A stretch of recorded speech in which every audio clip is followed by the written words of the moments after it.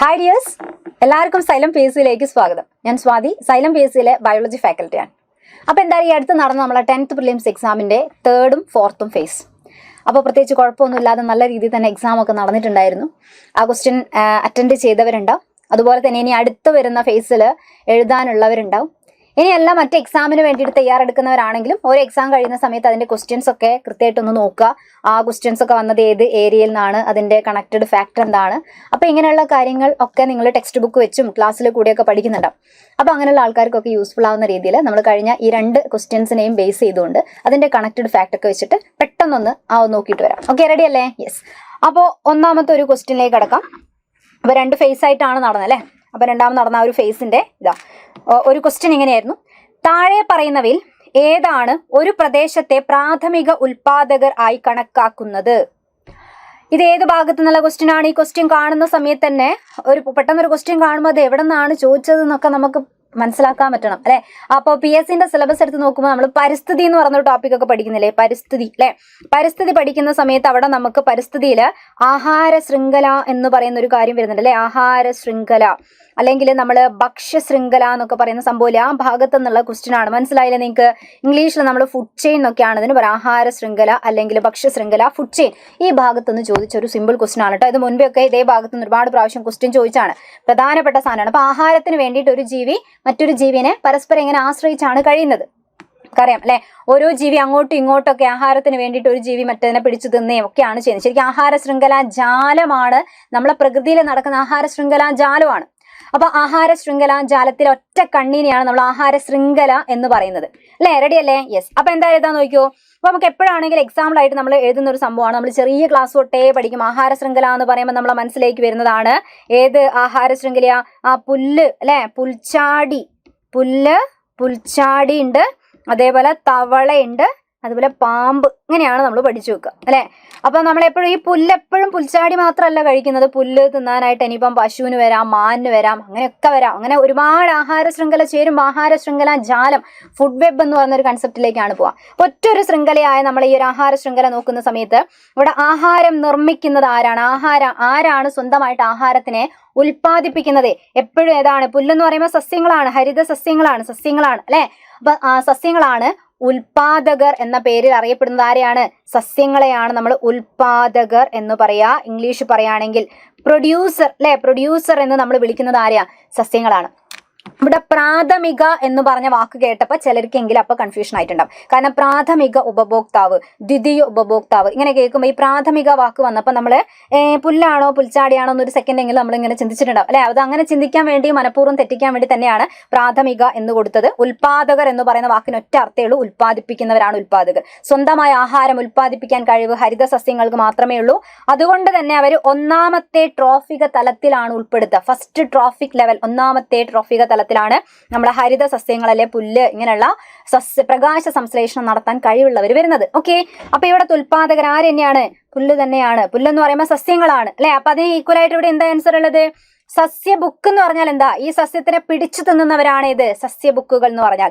അപ്പൊ ഹരിത സസ്യങ്ങൾ എന്ന് പറയുന്നത് ഓപ്ഷൻ സി ആണ് ഇതിന്റെ ആൻസർ. ഓക്കെ, അപ്പൊ പുൽച്ചാടി എന്ന് പറഞ്ഞാൽ ആരാ? പുൽച്ചാടിയാണ് ഇവിടുത്തെ ആദ്യത്തെ ഉപഭോക്താവ്. നേരിട്ട് സസ്യത്തിന് ആഹാരമായി സ്വീകരിക്കുന്നവരാണ് ഏത്? പ്രാഥമിക ഉപഭോക്താവ് അല്ലെ. പ്രാഥമിക ഉപഭോക്താവാണ്. ഉണരൂ ഉപഭോക്താവേ ഉണരൂ എന്ന് പറയുന്ന സംഭവം അല്ലെ. പ്രൈമറി കൺസ്യൂമർ എന്നാണ് പറയാ. പ്രാഥമിക ഉപഭോക്താവ് എന്നാണ് പറയാ. അത് എപ്പോഴും ആരായിരിക്കും? അതൊരു സസ്യബുക്കായിരിക്കും. കണ്ടറിയില്ലേ? പുൽച്ചാടി എന്നൊക്കെ പറഞ്ഞ പുല്ലിനെ നേരിട്ട് കഴിക്കുന്നവരാണ്. സസ്യബുക്കായിരിക്കണം. ഏതാ ലെവല്? രണ്ടാമത്തത്, സെക്കൻഡ് ട്രോഫിക് ലെവലിലാണ് വരട്ടോ. പ്രാഥമിക ഉപഭോക്താവാണെങ്കിലും, പ്രാഥമികം എന്ന് കേൾക്കുമ്പോൾ ഒന്നിന്റെ കൂടെ ഓടരുത്.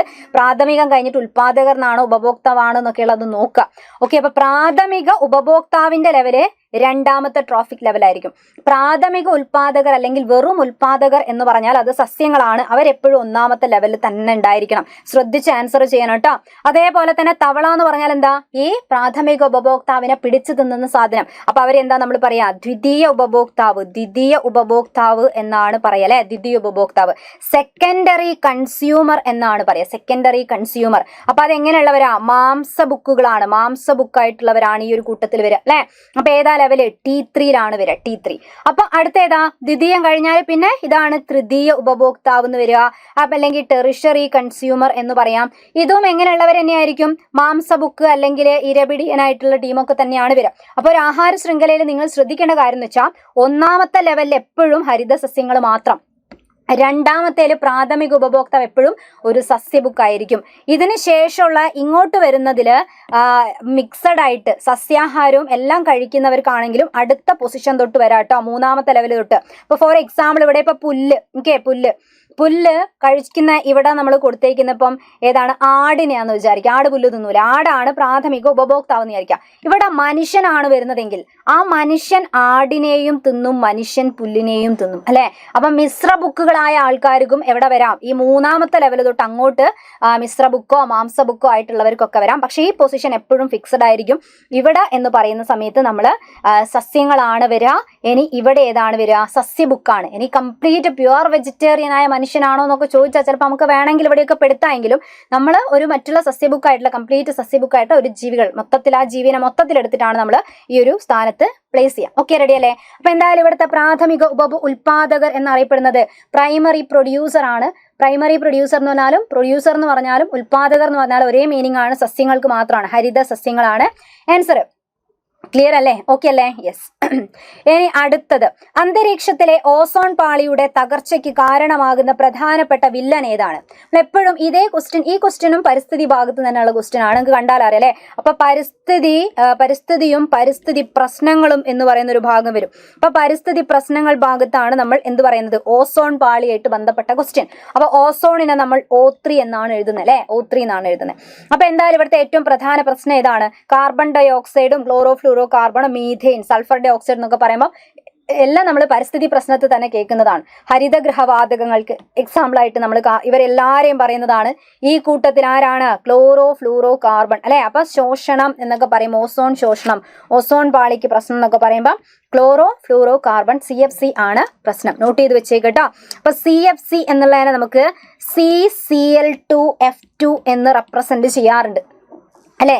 ഈ CCl2F2നെ UV റേസ് ഒക്കെ ക്ലോറോ ഫ്ലൂറോ കാർബൺ എന്ന് വെച്ചാൽ നമ്മൾ AC, റെഫ്രിജറേറ്റർ അങ്ങനെയുള്ള കാര്യത്തിൽ നിന്ന് ശീതീകരിക്കുന്ന ഉപകരണത്തിൽ നിന്ന് പുറത്തേക്ക് വരുന്ന ശീതീകാരിയായിട്ട് ഉപയോഗിക്കുന്ന ഗ്യാസ് ആണ് ക്ലോറോ ഫ്ലൂറോ കാർബൺ, ഫ്രിയോൺ ഒക്കെ പോലെ. അപ്പൊ ഈ ക്ലോറോ ഫ്ലൂറോ കാർബൺ ഒക്കെ പുറത്തേക്ക് വന്നു കഴിഞ്ഞാൽ അതെന്ത് ചെയ്യാണ്? അന്തരീക്ഷത്തിലേക്ക് എത്തുന്ന സമയത്ത് അൾട്രാ വയലറ്റ് റേഡിയേഷൻ തന്നെ ഇവരെ കട്ട് ചെയ്തിട്ട് എന്താ മാറ്റാന്നറിയോ? CCl2+Cl ആറ്റം എന്ന് പറയുന്ന രീതിയിലാക്കി മാറ്റും. അപ്പൊ ഇവിടെ ഒരു ഫ്രീ ആയിട്ട് ഒരു ക്ലോറിൻ ആറ്റം ഉണ്ടാവുക ചെയ്യുന്നത്. ഈ ക്ലോറിൻ ആറ്റം ആണ് ഏറ്റവും പ്രധാനപ്പെട്ട വില്ലനായിട്ട് മാറുന്നത്. ക്ലോറോ ഫ്ലൂറോ കാർബൺ സ്പ്ലിറ്റ് ആവുകൊണ്ടാണ് ക്ലോറിൻ ആറ്റം ആണ് ഓസോൺ പാളിക്ക് ശോഷണം ഉണ്ടാക്കാൻ കാരണം കേട്ടോ. അപ്പൊ O3 എന്നാണ് നമ്മൾ ഓസോണിനെ പറയുക അല്ലെ? അതേപോലെ നമ്മൾ ശ്വസിക്കുന്ന ഓക്സിജൻ ഏതാ? O2 ആണ് ശ്വസിക്കുന്ന ഓക്സിജൻ. അതല്ലാതെ ഓക്സിജന്റെ ഒറ്റ ആറ്റത്തിന് വരുമ്പോൾ നമ്മൾ നെയ്സന്റ് ഓക്സിജൻ എന്ന് പറയാറുണ്ട്. നെയ്സന്റ് ഓക്സിജൻ എന്നൊക്കെ വിളിക്കും ഓനെ. അപ്പൊ നോക്കിയേ, ഈ O3 എങ്ങനെ അന്തരീക്ഷത്തിൽ എങ്ങനെയാണ് O3 ഉണ്ടാവുന്നേ? O2ന്റെ കൂടെ ഒരു O ചേർന്നിട്ട് തന്നെയാണ് O3 ഉണ്ടാവുന്നത്. അതിനെ ശരിക്കും സഹായിക്കുന്ന ആരാ? UV റേസ് തന്നെയാണ് സഹായിക്കുന്നത്. അതേപോലെ അന്തരീക്ഷത്തിൽ ഇപ്പൊ എല്ലാ ഓക്സിജനെയും പിടിച്ച് O3 ആക്കി കഴിഞ്ഞാൽ നമുക്ക് ശ്വസിക്കാൻ ഓക്സിജൻ വേണ്ടേ അല്ലെ? അപ്പൊ എന്ത് ചെയ്യണം? അതിന്റെ ബാലൻസ് ശരിയാക്കാൻ O3നെ നേരെ സ്പ്ലിറ്റ് ചെയ്തിട്ട് O2+O എന്ന് പറയുന്ന രീതിയിലും ആര് മാറ്റുന്നുണ്ട്? UV റേസ് മാറ്റുന്നുണ്ട്. ഓക്കെ, അപ്പൊ അവിടെയും ആരാ? UV റേസ് തന്നെയാണ് ഈ ഒരു കാര്യം ചെയ്യുന്നതെന്ന് മനസ്സിലായി. അപ്പൊ ഈ ഒരു രണ്ട് പ്രവർത്തനവും ഓക്സിജനെ ചേർത്ത് ഓസോൺ ഉണ്ടാക്കുന്നതും ഓസോണിനെ സ്പ്ലിറ്റ് ചെയ്ത് ഓക്സിജൻ ഉണ്ടാക്കുന്നതും കൃത്യമായി നടക്കുന്നതുകൊണ്ടാണ് അന്തരീക്ഷത്തിൽ O3ന്റെയും O2ന്റെയും അളവ് വ്യക്തമായി നിൽക്കുന്നത്. അപ്പൊ ഈ ഒരു സമയത്താണ് നമ്മൾ ക്ലോറോ ഫ്ലൂറോ കാർബണിന്റെ സാന്നിധ്യം കൂടുതലായിട്ട് കാണുന്നത്. ഈ ക്ലോറോ ഫ്ലൂറോ കാർബണെയും ആര് വിഘടിപ്പിക്കാണ്? UV raise വിഘടിപ്പിക്കാണ്. എന്നിട്ടൊരു ഫ്രീ ക്ലോറിൻ ആറ്റം ഇവിടെ ഉണ്ടാവും അല്ലെ? ഇനി നോക്കിയോ, പറയുന്നത് ശ്രദ്ധിച്ചോ. ഈ ക്ലോറിൻ ആറ്റം വന്നു കഴിഞ്ഞാലാണ് പ്രശ്നം ഉണ്ടാവുക. ക്ലോറിൻ ആറ്റം വന്നാലുള്ള പ്രശ്നം എന്താണെന്ന് വെച്ച് കഴിഞ്ഞാൽ ഇവർ പിന്നെ ഒരു സൈഡ് റിയാക്ഷൻ മാത്രമേ സപ്പോർട്ട് ചെയ്യുള്ളൂ. അത് ഏതാണെന്നറിയോ? എല്ലാ O3നെയും പിടിച്ചിട്ട് O2+O എന്നാക്കുന്ന റിയാക്ഷൻ മാത്രമാണ് ഇവരെന്ത് ചെയ്യുക? സപ്പോർട്ട് ചെയ്യുക. പകരം ഓക്സിജൻ +O ചേർന്ന് O3 ഉണ്ടാവുന്നതിന് ഇവരെന്ത് ചെയ്യുന്നു? ഇവരങ്ങ് തടസ്സപ്പെടുത്തുകയാണ് ചെയ്യുക. UV റേസ് തന്നെ ചെയ്യും, പക്ഷെ അവിടെ ക്ലോറിൻ ആറ്റം എന്ത് ചെയ്യാന്നറിയോ? ഒരു ഉൽപ്രേരകം പോലെ പ്രവർത്തിക്കുകയാണ് ചെയ്യുക. കാറ്റലിസ്റ്റ് ഉൽപ്രേരകം പോലെ പ്രവർത്തിച്ചിട്ടാണ് ഈ ഒരു കുഴപ്പം ഉണ്ടാക്കുന്നത്. റെഡി? അപ്പൊ റിസൾട്ട് നോക്കിയേ, എല്ലാ O3യും O2 ആയിട്ട് അങ്ങോട്ട് മാറി മാറി മാറി പോവുക, തിരിച്ചു നിർമ്മാണം നടക്കുന്നില്ല. അതിന്റെ റിസൾട്ട് എന്തായിരിക്കും? O3ന്റെ അളവ് കുറയുന്നു. O3ന്റെ അളവ് കുറയാൻ ഓസോണിന്റെ അളവ് കുറയുക, ഓസോൺ ഡിപ്ലീഷൻ, ഓസോൺ ശോഷണം എന്ന് പറയുന്ന ഒരു അവസ്ഥ ഉണ്ടാവുകയാണ് ചെയ്യുന്നത്. ക്ലിയർ ആണോ? ക്ലോറിൻ ആറ്റത്തിന്റെ കേസ് വെച്ച് പറഞ്ഞ ഈ സംഭവം സെറ്റ് ആണോ? ക്ലോറോ ഫ്ലൂറോ കാർബൺ ആണ് ഇവിടുത്തെ ആൻസർ കേട്ടോ. ഇത് ശരിക്കും ഒരു ഹയർ സെക്കൻഡറി ലെവലാണ് ഇത്ര ഡീറ്റെയിൽ ആയിട്ട് പറയുന്നത്. എന്തായാലും അറ്റ്ലീസ്റ്റ് ഈ കാര്യം നോട്ട് ചെയ്ത് വെക്കുക. മറ്റെന്തെങ്കിലും ചോദ്യം ചെയ്യുമ്പോൾ ക്ലോറിൻ ആറ്റം ഒക്കെ നിങ്ങൾ കെമിസ്ട്രി പോലത്തെ ഭാഗത്തൊക്കെ അതിനെ ചിലപ്പം കണക്ട് ചെയ്തിട്ട് പഠിക്കാം. യെസ്, ഇനി അടുത്തൊരു ക്വസ്റ്റ്യൻ. ഒരു മരം നടുമ്പോൾ ഒരു ജീവനാണ് ജനിക്കുന്നത്, എന്നാൽ വനങ്ങൾ നശിപ്പിക്കുമ്പോൾ ഒരു സംസ്കാരമാണ് ഇല്ലാതാവുന്നത്. വനനശീകരണം മൂലം അന്തരീക്ഷത്തിൽ ഏതു വാതകത്തിന്റെ അളവാണ് വർദ്ധിക്കുന്നത്? നമ്മൾ വനനശീകരണം, ഇതൊക്കെ പരിസ്ഥിതി ഭാഗത്തു നിന്ന് ക്വസ്റ്റ്യൻ അല്ലേ. അപ്പൊ വനനശീകരണത്തിന്റെ ഭാഗമായിട്ട് ഏതാ കൂടുന്നത്? കാരണം അന്തരീക്ഷത്തിലെ കാർബൺ ഡൈ ഓക്സൈഡിനെ പിടിച്ചെടുത്ത് പ്രകാശ സംശ്ലേഷണം നടത്തിയിട്ട് തിരിച്ചു നമ്മൾക്ക് എന്ത് ചെയ്യുന്നു? ഓക്സിജന് റിലീസ് ചെയ്തു തരുന്നത് സസ്യങ്ങൾ ഉള്ളതുകൊണ്ടാണ്. അപ്പൊ സസ്യങ്ങൾ ഇല്ലാന്നുണ്ടെങ്കിൽ അന്തരീക്ഷത്തിൽ കാർബൺ ഡൈ ഓക്സൈഡിന്റെ അളവ് കൂടുകയാണ് ചെയ്യുക. അപ്പൊ വനം വെട്ടി നശിപ്പിക്കുന്ന സമയത്ത് ഏതിന്റെ അളവാ കൂടുക? കാർബൺ ഡൈ ഓക്സൈഡിന്റെ അളവ് കൂടുന്നു. കാർബൺ ഡൈ ഓക്സൈഡ് എന്ന് പറഞ്ഞാൽ പ്രധാനപ്പെട്ട ഗ്രീൻ ഹൗസ് ഗ്യാസ് ആണ്. ഹരിത ഗൃഹ വാതകം ആണ് ഏത്? കാർബൺ ഡൈ ഓക്സൈഡ് എന്ന് പറഞ്ഞാൽ. ബാക്കി മീഥേനും CFC എല്ലാം ഉണ്ടെങ്കിലും പ്രധാനപ്പെട്ട ഏതാണ്? കാർബൺ ഡൈ ഓക്സൈഡ് ആണ്. ഈ കാർബൺ ഡൈ ഓക്സൈഡിന്റെ അളവ് കൂടിയാൽ കൂടുതൽ ചൂടിനെ പിടിച്ചു നിർത്തുന്നു അല്ലെ. എന്നിട്ട് ആഗോള താപനം എന്ന് പറയുന്ന പ്രശ്നത്തിലേക്കൊക്കെ പോകാനുള്ള ഏറ്റവും പ്രശ്നക്കാരെന്ന് പറയുന്നത് ഏതാണ്? കാർബൺ ഡൈ ഓക്സൈഡിന്റെ ഒക്കെ അളവ് കൂടുന്നതായി ബന്ധപ്പെട്ട. അവിടെ മരം വെട്ടി നശിപ്പിക്കും, വനനശീകരണം മൂലം കൂടുന്ന ഏതാ? Carbon dioxide. കാരണം കാർബൺ ഡൈ ഓക്സൈഡ് കൂടുമ്പോൾ അതിനെ പിടിച്ച് ഓക്സിജൻ ആക്കി തരാ അല്ലെ. എന്നിട്ട് അതേപോലെ തന്നെ നമുക്ക് കറക്റ്റ് നമ്മളൊക്കെ ശ്വസിക്കുമ്പോൾ ഓക്സിജൻ ഉപയോഗിച്ച് കാർബൺ ഡൈ ഓക്സൈഡ് വരുമ്പോൾ ആ കാർബൺ ഡൈ ഓക്സൈഡിനെ തിരിച്ച് ഓക്സിജൻ ആക്കി പ്രകാശ സംശ്ലേഷണത്തിൽ കൂടെ തിരിച്ചു തരുന്നത് ആരാ? സസ്യങ്ങളാണ്. ഓക്കെ, പക്ഷെ ശ്രദ്ധിച്ചു വെച്ചേക്കണം, സസ്യങ്ങളായാലും ജന്തുക്കളായാലും ജീവനുള്ള ഏത് ജീവിയാണെങ്കിലും ശ്വസിക്കാൻ എല്ലാവരും ഓക്സിജൻ തന്നെയാണ് ഉപയോഗിക്കുന്നത് കേട്ടോ. ശ്വസിക്കാൻ, അല്ലാതെ സസ്യങ്ങളെ പറ്റി എന്ത് ചോദിച്ചാലും കാർബൺ ഡൈ ഓക്സൈഡ് എന്ന് പറയരുത്. പ്രകാശ സംശ്ലേഷണ സമയത്താണ് സസ്യങ്ങൾ കാർബൺ ഡൈ ഓക്സൈഡ് ഉപയോഗിച്ചിട്ട് ഓക്സിജൻ റിലീസ് ചെയ്യുന്നത്. സസ്യങ്ങൾ ശ്വസിക്കുമ്പം ഓക്സിജൻ തന്നെയാണ് ഉപയോഗിക്കുന്നത്, കാർബൺ ഡൈ ഓക്സൈഡ് തന്നെയാണ് പുറത്തേക്ക് വിടുന്നത്. അതിൽ മാറ്റമൊന്നുമില്ല. അപ്പൊ കൃത്യമായിട്ട് അവിടെ മനസ്സിലാക്കി വെച്ചേക്കാം. ക്ലിയർ അല്ലേ? പിന്നെ ഇവിടെ 2 ഉടമ്പടി ഉണ്ട് കേട്ടോ. ഇനി അടുത്ത എക്സാം ഒക്കെ വരുന്നതാണ്. ഇനി മറ്റ് എക്സാം ഒക്കെ വരുമ്പോൾ അവിടെയൊക്കെ നമുക്ക് കണക്ട് ചെയ്യാൻ പറ്റും. ഇവിടെ എപ്പോഴും മാറിപ്പോവരുത്. ഓൺ എന്ന് പറയുമ്പോൾ മോൺ എന്ന് ആലോചിച്ച് വെക്കാന്ന് പറയല്ലേ. ഓൺ എന്ന് വെച്ചാൽ വെറും ഓൺ അല്ല, ഓസോൺ എന്ന് ആലോചിക്കുക കേട്ടോ. ഓൺ അപ്പൊ ഏതാണ്? ഓസോൺ പാളിക്ക് നേരത്തെ പറഞ്ഞ ശോഷണം ഉണ്ടാവുന്ന തടയാനുള്ള ഉടമ്പടിന്റെ പേരാണെന്ത്? മോൺട്രിയൽ പ്രോട്ടോകോൾ എന്ന് പറഞ്ഞാൽ. അപ്പൊ ഓൺ മോൺ, കണ്ടില്ലേ? ഓൺ മോൺ അങ്ങനെ വായിച്ചാൽ മതി. ഇനി ഹരിതഗൃഹവാതകം കുറയ്ക്കുക, ഹരിതഗൃഹവാതകം അല്ലെ, അത് കുറയ്ക്കാൻ അതേപോലെ ആഗോള താപനം കുറയ്ക്കുക, ഇങ്ങനെയൊക്കെ പറഞ്ഞു കഴിഞ്ഞാലുള്ള സംഭവമാണിത് ക്യോട്ടോ പ്രോട്ടോകോൾ. ക്യോട്ടോ പ്രോട്ടോകോൾ എന്ന് പറഞ്ഞു. അപ്പൊ 2 സാധനങ്ങളും മാറിപ്പോവാതെ നോട്ട് ചെയ്ത് വെച്ചേക്കുക. ഓൺ മോൺ അങ്ങനെ ആലോചിച്ചാൽ ഓസോൺ ആണ്. മോൺട്രിയൽ പ്രോട്ടോകോൾ ഹരിതഗൃഹവാതകത്തിന്റെ ഒക്കെ അളവ് കുറയ്ക്കുക, ആവശ്യത്തിന് വേണം, എന്നാലേ നമുക്ക് വേണ്ട ചൂട് കിട്ടുള്ളൂ. കൂടിക്കഴിഞ്ഞാൽ ആഗോള താപനമാവും. അപ്പൊ അതിന് വേണ്ടിയിട്ടുള്ളതാണ് ക്യോട്ടോ പ്രോട്ടോകോൾ എന്ന് പറഞ്ഞാൽ. റെഡി അല്ലേ ഗൈസ്? ഇനി അടുത്ത ക്വസ്റ്റ്യൻ. കടൽ തീരങ്ങളിലും ഉപ്പുരസമുള്ള ജലാശയങ്ങൾക്ക് സമീപവും വളരുന്ന വനങ്ങൾ ഏതു പേരിലാണ് അറിയപ്പെടുന്നത്? നിങ്ങൾ കണ്ടിട്ടില്ലേ? കടൽ തീരം അതേപോലെ പുഴയുടെ തീരങ്ങളിലും ഒക്കെ കാണപ്പെടുന്ന സസ്യങ്ങൾക്ക് എന്താ നമ്മൾ പേര് പറയാ? ആൽപൈൻ വനം, കണ്ടൽ വനം, മഴക്കാടുകൾ, ഇലപൊഴിയും വനം. അപ്പൊ അറിയാലേ, നമ്മൾ ട്രെയിനിലൊക്കെ പോകുന്ന സമയത്ത് പ്രത്യേകിച്ച് കണ്ണൂർ ജില്ല എന്നൊക്കെ പറയുമ്പോൾ ഈ വനങ്ങള് കൂടുതലുള്ള സ്ഥലമാണ്. ഏതാ? കണ്ടൽ വനങ്ങൾ. ഓക്കെ, ആൻസർ ഏതാണ്? കണ്ടൽ വനങ്ങളാണ്. മാൻഗ്രൂവ്സ് എന്ന് പറയുന്നതാണ് ആൻസർ. ഓക്കെ, ഏതാണ്? മാൻഗ്രൂവ്സ് ആണ് എന്ത് ഇതിന്റെ ആൻസർ എന്ന് പറഞ്ഞാൽ.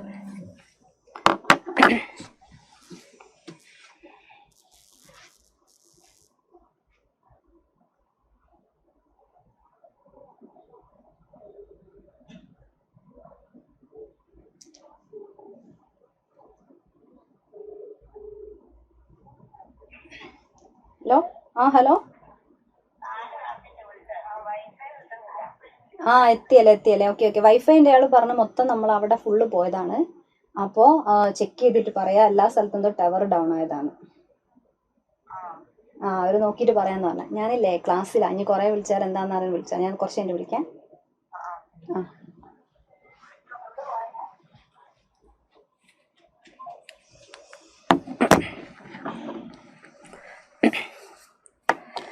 ഓക്കെ, അപ്പൊ ആൻസർ ഏതാണ്? കണ്ടൽ വനങ്ങൾ എന്ന് പറയുന്നതാണ് ആൻസർ. മാൻഗ്രൂവ്സ് ആണ് നമ്മൾ അതിന് ഇംഗ്ലീഷിൽ പറയാ അല്ലെ.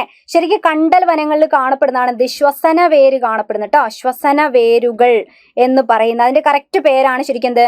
ന്യൂമാറ്റോഫോർ എന്നാണ് പറയാ. ന്യൂമാറ്റോഫോറുകൾ എന്ന പേരുള്ള ശ്വസന വേരുകൾ കാണപ്പെടുന്നത് ഈ മാൻഗ്രൂവ്സിലാണ്, കണ്ടൽ ചെടിയിലാണ്. കാരണം നിങ്ങൾ കണ്ടിട്ട് കണ്ടൽ ചെടിന്റെ വേരൊക്കെ ഇങ്ങനെ ചെളി പിടിച്ച് നടക്കുന്ന കടൽ തീരത്തൊക്കെയല്ല ഉള്ളത്. അപ്പൊ അതിന്റെ ഉള്ളിലേക്ക് ഇറങ്ങി പോകുമ്പോൾ ആവശ്യത്തിന് ശ്വസിക്കാൻ പറ്റാത്തതുകൊണ്ട് വേരുകൾ സാധാരണ മണ്ണിൽ കൂടെ താഴേക്കാണ് പോകുക. അതിന് പകരം എന്ത് ചെയ്യാണ്? നേരെ തിരിച്ച് അന്തരീക്ഷത്തിലേക്ക് പൊങ്ങി വരുന്ന വേരുണ്ട്. അങ്ങനെയുള്ള ശ്വസന വേര് ന്യൂമാറ്റോഫോർ എന്നാണ് അങ്ങനെയുള്ള ശ്വസന വേരുകൾക്ക് പറയാ. അത് കാണപ്പെടുന്ന സസ്യങ്ങളും കൂടിയാണ് കണ്ടൽ വനങ്ങൾ എന്ന് പറഞ്ഞാൽ. ഓക്കെ, അപ്പൊ കണ്ടൽ വനങ്ങളുടെ സംരക്ഷണവുമായി ബന്ധപ്പെട്ടുകൊണ്ട് നമ്മൾ ഒരു വ്യക്തിന്റെ പേരുള്ളതാണ് കഴിഞ്ഞൊരു എക്സാമിന് ചോദിക്കുകയും ചെയ്താണ്. ആരായിരുന്നു? നമ്മളെ കല്ലേൻ പൊക്കുടൻ അല്ലെ. കണ്ടൽ കാടുകൾക്ക് വേണ്ടിയിട്ടുള്ള സംരക്ഷണം ഒരുപാട് കണ്ടൽ വനങ്ങളൊക്കെ വെച്ചു പിടിപ്പിച്ച വ്യക്തിയാണ് കല്ലേൻ പൊക്കുടൻ എന്ന് പറഞ്ഞാൽ. യെസ് ഗൈസ്, റെഡി അല്ലേ? അടുത്ത ക്വസ്റ്റ്യൻ എന്താ? ജന്മനാലുള്ള ഹൃദയ വൈകല്യങ്ങളാലും ജനിതക രോഗങ്ങളാലും മറ്റു ഗുരുതര രോഗങ്ങളാലും കഷ്ടപ്പെടുന്ന 18 വയസ്സുവരെയുള്ള കുട്ടികൾക്ക് പൂർണ്ണ സൗജന്യ ചികിത്സ അനുവദിക്കുന്ന പദ്ധതിന്റെ പേരെന്താന്നുള്ളതാണ്. അപ്പൊ ഇത് അധികം അങ്ങനെ തന്നെ ചോദിക്കല്ലേ, ജന്മനാലുള്ള ഹൃദയ വൈകല്യം അതുപോലെ 18 വയസ്സുവരെയുള്ള കുട്ടികളെ കേസിൽ ചോദിക്കും എന്താണ് പദ്ധതിന്റെ പേരെന്താ? യെസ്, താലോലം എന്ന് പറയുന്നതാണ് ആൻസർ കേട്ടോ. ഏതാണ്? താലോലമാണ് ആൻസർ. ഇനി അടുത്ത ക്വസ്റ്റ്യൻ, സമുദ്രനിരപ്പിൽ നിന്നും ഉയർന്ന പ്രദേശങ്ങളിൽ കൃഷി ചെയ്യുന്ന. അപ്പൊ അങ്ങനെയൊക്കെ പറയുമ്പോൾ നമ്മൾ അവിടെ കൺഫ്യൂഷൻ ആവേണ്ട ആവശ്യമില്ല. നമുക്കറിയാം ഏതാണ് ഈ കൂട്ടത്തിൽ കാണുന്ന ഒരുവിധം കാര്യങ്ങളൊക്കെ എവിടെയാണ് നമ്മൾ കൃഷി ചെയ്യുന്ന. അധികം ഈ ഒരു ഹൈ റേഞ്ച് സ്ഥലങ്ങൾ, ഇപ്പോൾ വയനാട് പോകുമ്പം, ഇടുക്കി പോകുമ്പോൾ, മൂന്നാർ പോകുമ്പോൾ അങ്ങനത്തെ സ്ഥലത്തൊക്കെയാണ് നമ്മൾ ഇതിനെ കൂടുതലായിട്ട് കാണുന്നത് അല്ലേ. അപ്പൊ കൃഷി ചെയ്യുന്ന സുഗന്ധ വ്യഞ്ജനങ്ങളുടെ രാജ്ഞി അറിയപ്പെടുന്ന വിള ഏതാണ്? അവിടെയാണ് കൂടുതൽ കാണുന്നത്. ഏതാണ്? നല്ല ഉയർന്ന പ്രദേശങ്ങളാണ് വളരുന്നത്. ഏതാ? യെസ്, ഏലക്കയാണ്. അപ്പൊ എന്താ ആലോചിച്ചാൽ മതി? ഏലമ്മ അല്ലെ. ഏലമ്മ രാജ്ഞി എന്ന് ആലോചിച്ചാൽ മതി. ഏലമ്മ റാണിയാണ്. റാണിന്നോ രാജ്ഞി എന്നൊക്കെ ചോദിക്കാം. ഏലമ്മ എന്ന് ആലോചിക്കാം. എന്തായാലും രാജ്ഞി അല്ലേ, സ്ത്രീലിംഗല്ലേ. അപ്പൊ ഇവിടെ കുരുമുളക് ഇല്ലാത്തതുകൊണ്ടാണ്. അപ്പൊ രാജാവ് ഏതാ? ശരിക്കും സുഗന്ധ വ്യഞ്ജനങ്ങളുടെ രാജാവ് എന്ന് പറഞ്ഞാൽ ഏതാ? കുരുമുളകാണ്. അറിയാലോ കുരുമുളക്. രാജാവിന് കുരു എന്ന് ആലോചിച്ച് വെച്ചാൽ മതി അല്ലെ. രാജാവിന് കുരു, ഏലമ്മ രാജ്ഞിയാണ്. അപ്പൊ അത് കിട്ടിക്കാണെന്ന് വിചാരിക്കുന്നു. യെസ്, ഇനി അടുത്തത് എന്താ? അടുത്തത് വിറ്റാമിൻ ക്വസ്റ്റ്യൻ. എപ്പോഴും അറിയാം ഇതൊക്കെ. ഇനി കണ്ണും പൂട്ടി ആൻസർ ചെയ്യാം, എന്നിട്ട് തെറ്റിക്കരുത്. കണ്ണുപൂട്ടി ആൻസർ ചെയ്ത് തെറ്റിക്കരുത്, അത്രയേ ഉള്ളൂ. വളരെ കോമൺ ആണ് അല്ലെ. കുട്ടികളിൽ റിക്കറ്റ്സ് ഉണ്ടാകുന്നത് ഏത് വിറ്റാമിന്റെ കുറവ് മൂലമാണ്? റിക്കറ്റ്സിന്റെ മലയാളം പഠിച്ചു വെക്കണേ മക്കളെ. ഒക്കെ എന്താണ്? കണരോഗം എന്നാണ് പറയാ. കണരോഗം അഥവാ റിക്കറ്റ്സ്. കണ എന്ന് പറയുമ്പോൾ തന്നെ എവിടെയാണ്? അസ്ഥിക്കാണ് അല്ലെ. അസ്ഥികൾക്കാണ്. അസ്ഥികൾ കനം കുറയുന്നു, വളയുന്നു, അല്ലെ, പെട്ടെന്ന് അങ്ങനെ വളഞ്ഞു പോവുക. അസ്ഥി എന്ന് പറഞ്ഞാൽ തന്നെ കൂടുതൽ നമുക്ക് ചിന്തിക്കേണ്ട കാര്യം വരുന്നില്ല. ഓപ്ഷൻ ബി, വിറ്റാമിൻ ഡി അല്ലെ. Vitamin D. അപ്പൊ അസ്ഥി എന്ന് പറഞ്ഞാലും കാൽസ്യം, ഫോസ്ഫറസ് എന്നൊക്കെ പറഞ്ഞാൽ എല്ലാം കണക്റ്റഡ് ആണ്. കാരണം വിറ്റാമിൻ ഡി ആണ് കാൽസ്യം, ഫോസ്ഫറസ് ഒക്കെ വേണ്ട രീതിയിൽ നമ്മുടെ ശരീരത്തിലേക്ക് ആഗിരണം ചെയ്യാൻ സഹായിക്കുന്നത് എന്നുള്ളത് നോട്ട് ചെയ്ത് വെക്കുക കേട്ടോ.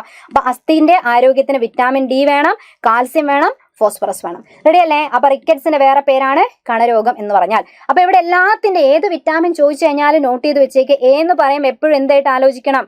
കണ്ണുമായിട്ട് ആലോചിക്കണം അല്ലെ. നിശാന്തത എന്ന് പറയുന്ന രോഗവും അതേപോലെ നമ്മളെ സിറോഫ്താൽമിയ എന്ന് പറയുന്ന രോഗവും അല്ലെ ഒക്കെ നോട്ട് ചെയ്ത് വെച്ചേക്കുക. കെരാറ്റോ മലേഷ്യ എന്ന് പറയുന്ന രോഗവും, അങ്ങനെ ഒരുപാട് രോഗങ്ങളുണ്ട്. ഏറ്റവും കോമൺ മാത്രം എഴുതുകയാണേ. അപ്പൊ ഇനി അതേപോലെ തന്നെ ഇവിടെ തന്ന സി എന്ന് കേൾക്കുമ്പോൾ എന്താ ആലോചിക്കണം? നമ്മൾ സ്കർവി ആലോചിക്കണം അല്ലെ. സ്കർവിനെ ആലോചിക്കാം. ബി എന്ന് പറയുന്ന സമയത്ത് ഇഷ്ടം പോലെ ഉണ്ട്. ബി കോംപ്ലക്സ് ആയിട്ട് ബന്ധപ്പെട്ട് ഒരുപാടുണ്ടെങ്കിലും ഏറ്റവും ബേസ് പറയുകയാണെങ്കിൽ ബെറിബറി ഉണ്ട്. അതേപോലെ നമ്മൾ വായപ്പുണ്ണെന്ന് പറയുന്ന പ്രശ്നമുണ്ട്, വായപ്പുണ്ണുണ്ട് അല്ലെ. അതേപോലെ നാക്കിനുണ്ടാവുന്ന ഗ്ലോസിറ്റിസ് എന്ന് പറയുന്ന രോഗമുണ്ട്. പിന്നെ നമ്മൾ ബി കോംപ്ലക്സ് പഠിക്കുന്ന സംഭവങ്ങൾ മൊത്തം ഇതിന്റെ മുൻപേ ഒക്കെ ഒരുപാട് ക്ലാസ്സുകളിലൊക്കെ ചെയ്തതാണ്. കഴിഞ്ഞ മാരത്തോൺ സെഷനൊക്കെ ഒന്ന് എടുത്ത് കാണുക അറിയാത്തവര്. അപ്പൊ അവിടെ ബി കോംപ്ലക്സിനെ പറ്റിയുള്ള ഒരുവിധം കാര്യങ്ങളൊക്കെ കൊടുത്തിട്ടുണ്ട്. B1 ആണ്. ബെറിബറി എന്ന് പറഞ്ഞാൽ B1 ആണ് അല്ലെ. വായപ്പുണ്ണും ഗ്ലോസിറ്റിസ് ആണെങ്കിൽ ഒന്നിൽ കൂടുതൽ, ബി കോംപ്ലക്സിൽ ഒന്നിൽ കൂടുതൽ കാര്യത്തിന്റെ അഭാവം കൊണ്ടാണ് ഇടുക. അപ്പൊ ചിലപ്പോൾ ബി കോംപ്ലക്സിനെ പറയുള്ളൂ. പിന്നെ B6ഉം B9ഉം ഒക്കെ പഠിച്ചു വെച്ചേക്കണേ. B3 എന്ന് പറയുമ്പോൾ പെല്ലഗ്ര അല്ലെ. B3 പെല്ലഗ്ര എന്ന് പറയുന്നതാണ് പ്രശ്നം വരിക. ഇനി B6 ആണെങ്കിൽ ഏതാ? മൈക്രോസെറ്റിക് അനീമിയ ആണ്. ഇത്ര എഴുതാൻ സമയമുള്ളൂ കേട്ടോ. മൈക്രോസെറ്റിക് അനീമിയ എന്ന് പറയുന്നതാണ് വരിക അല്ലെ. B9 ആണ്. ആൻഡ് B12 ആണെങ്കിൽ B9 B12 രണ്ടും കൂടെ നമ്മൾ മെഗലോബ്ലാസ്റ്റിക് അനീമിയ എന്ന് പറയുന്നത് പറയും. പിന്നെ ഏതാ? B12 മാത്രം ചേർത്തുകൊണ്ട് പെർനീഷ്യസ് അനീമിയ പറയും. Pernicious anaemia. ഇങ്ങനെയുള്ള കുറെ കാര്യങ്ങൾ കണക്ട് ചെയ്ത് വെച്ചേക്കുക. പിന്നെ ഇവിടെ ഏതാ? ഇവിടെ തന്നെ നമുക്ക് സ്ഥലം ഉണ്ടാക്കിയിട്ട് എഴുതിയാലോ. ആ വിറ്റാമിൻ ഇ പറയുമ്പോൾ നമ്മൾ അധികവും വന്ധ്യത പോലെയുള്ള പ്രശ്നങ്ങളാണ് പറയാ അല്ലെ. അതുകൊണ്ട് ആന്റി സ്റ്റെറിലിറ്റി ഫാക്ടർ ഒക്കെ ആയിട്ടാണ് പറയുക അല്ലെ. Anti sterility. അപ്പോൾ ദമ്പതികളായ ആൾക്കാർക്ക് കുഞ്ഞുങ്ങളില്ലാതായി പോകുന്ന അവസ്ഥയ്ക്കൊക്കെയാണ് നമ്മൾ വന്ധ്യത എന്ന് പറയുക. അപ്പോൾ റീപ്രൊഡക്റ്റീവ് ഓർഗൻസിന്റെ ആരോഗ്യത്തിന് വേണ്ടതാണേത് നമ്മളെ വിറ്റാമിൻ ഇ എന്ന് പറഞ്ഞാൽ. അപ്പോൾ അങ്ങനെ കണക്ട് ചെയ്ത് വെച്ചേക്കാം. ഓക്കെ അല്ലേ? റെഡി അല്ലേ? ക്ലിയർ? അപ്പോൾ മറന്നു പോവരുത്. പിന്നെ വിറ്റാമിൻ കെ എന്ന് പറയുമ്പോൾ പ്രത്യേകിച്ച് ഏറ്റവും ഇമ്പോർട്ടൻ്റ് 8 പോയിന്റ് ആണ് വരുന്നത്. രക്തം കട്ട പിടിക്കാൻ സഹായിക്കുന്നതാണ്. അപ്പൊ രക്തം കട്ട പിടിക്കാൻ സഹായിക്കുന്നു എന്നുള്ളതാണ് കാര്യം. അപ്പൊ അപര്യാപ്തത എന്തായിരിക്കും? അപര്യാപ്തത ഹീമോഫീലിയ എന്നൊന്നും വിളിച്ചു പറഞ്ഞേക്കരുത് കേട്ടോ. രക്തം കട്ട പിടിക്കാൻ സമയദൈർഘ്യം എടുക്കുക, അത്രയും പറഞ്ഞാൽ മതി. കാരണം ഹീമോഫീലിയ എന്നൊക്കെ പറഞ്ഞാൽ ജനിതക രോഗമാണ്. വിറ്റാമിൻ കെ കുറയുമ്പോഴേക്കും ഒരാൾക്ക് ഹീമോഫീലിയ ഉണ്ടാവില്ല, അത് ജനിതക രോഗമാണ്. പക്ഷെ ലക്ഷണം പറയുമ്പോൾ മുറിവുണ്ടായി കഴിഞ്ഞാൽ അമിത രക്തസ്രാവം, രക്തം കട്ട പിടിക്കാത്ത അവസ്ഥ, ഇതൊക്കെയാണ് ഹീമോഫീലിയ. അപ്പൊ കണക്ട് ചെയ്തിട്ട് അങ്ങനെ അങ്ങോട്ട് പറയരുത്. ഇവിടെ രക്തം കട്ട പിടിക്കാൻ കുറച്ചധികം സമയം എടുക്കും. അതാണ് വിറ്റാമിൻ കെ കുറഞ്ഞാലുള്ള കുഴപ്പമെന്ന് പറഞ്ഞാൽ. ഓക്കെ അല്ലേ ഗൈസ്? റെഡി? പിന്നെ രാസനാമങ്ങളൊക്കെ പഠിക്കണേ. വിറ്റാമിൻ എ റെറ്റിനോൾ ആണ് അല്ലെ. വിറ്റാമിൻ ബി കോംപ്ലക്സിൽ ഓരോന്നിനും പേരുണ്ട്. വിറ്റാമിൻ സി എന്തായിരുന്നു? Ascorbic acid. ഡി എന്ന് പറഞ്ഞാൽ കാൽസിഫെറോൾ.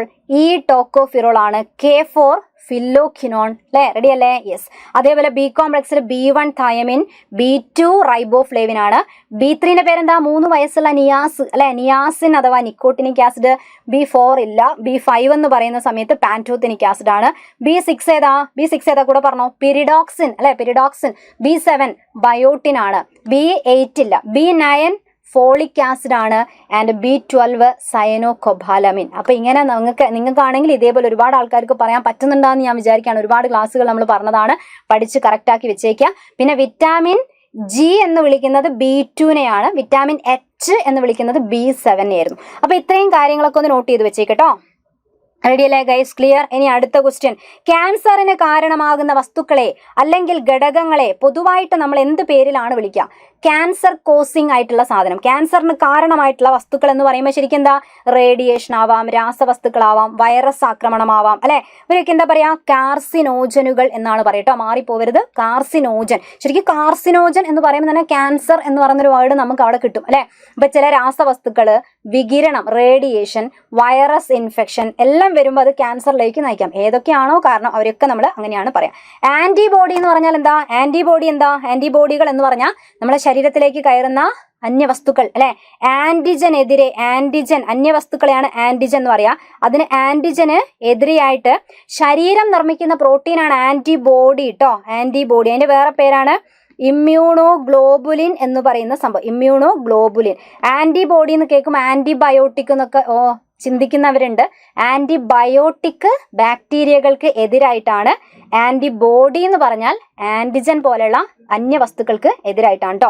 പാത്തോജൻ എന്ന് പറഞ്ഞ വാക്ക് എന്താ? രോഗകാരി എന്നാണ് അർത്ഥം, രോഗകാരി. ആന്റി ഓക്സിഡന്റ് എന്ന് പറഞ്ഞാൽ എന്താ? ഇപ്പം നമ്മുടെ ശരീരത്തിന് പ്രതിരോധ ശേഷി നൽകുക, ശരീരത്തിലെ നമ്മളെ കോശങ്ങളൊക്കെ ഡാമേജ് ആയി പോകുമ്പോൾ അതിനെയൊക്കെ എന്താ പറയാ, അതിനെയൊക്കെ നമ്മളെ ബോഡീനെ സംരക്ഷിക്കാനൊക്കെ കഴിവുള്ള വസ്തുക്കൾക്കാണ് ആന്റി ഓക്സിഡന്റ് എന്ന് പറയാം. അപ്പൊ നമ്മൾ വൈറ്റമിൻ സിയും വൈറ്റമിൻ ഇയും ഒക്കെ ആന്റി ഓക്സിഡന്റ് പ്രോപ്പർട്ടി ഉള്ളതാണ് എന്ന് പറഞ്ഞാൽ നമ്മുടെ ശരീരത്തിന് ഇമ്മ്യൂണിറ്റി തരാനും ശരീരത്തിലെ കോശങ്ങളൊക്കെ നശിച്ചു പോകുന്ന തടയാനും ഒക്കെ കഴിവുള്ളവരാണ് ആന്റി ഓക്സിഡന്റുകൾ എന്ന് പറഞ്ഞാൽ. Okay, yes. അടുത്ത, മനുഷ്യ മസ്തിഷ്കം നാഡീവ്യൂഹത്തിലെ പ്രധാന അവയവമാണ്. ഇതിന്റെ ശരീരത്തിലെ മുഴുവൻ നിയന്ത്രണ കേന്ദ്രമായി പ്രവർത്തിക്കുന്നു.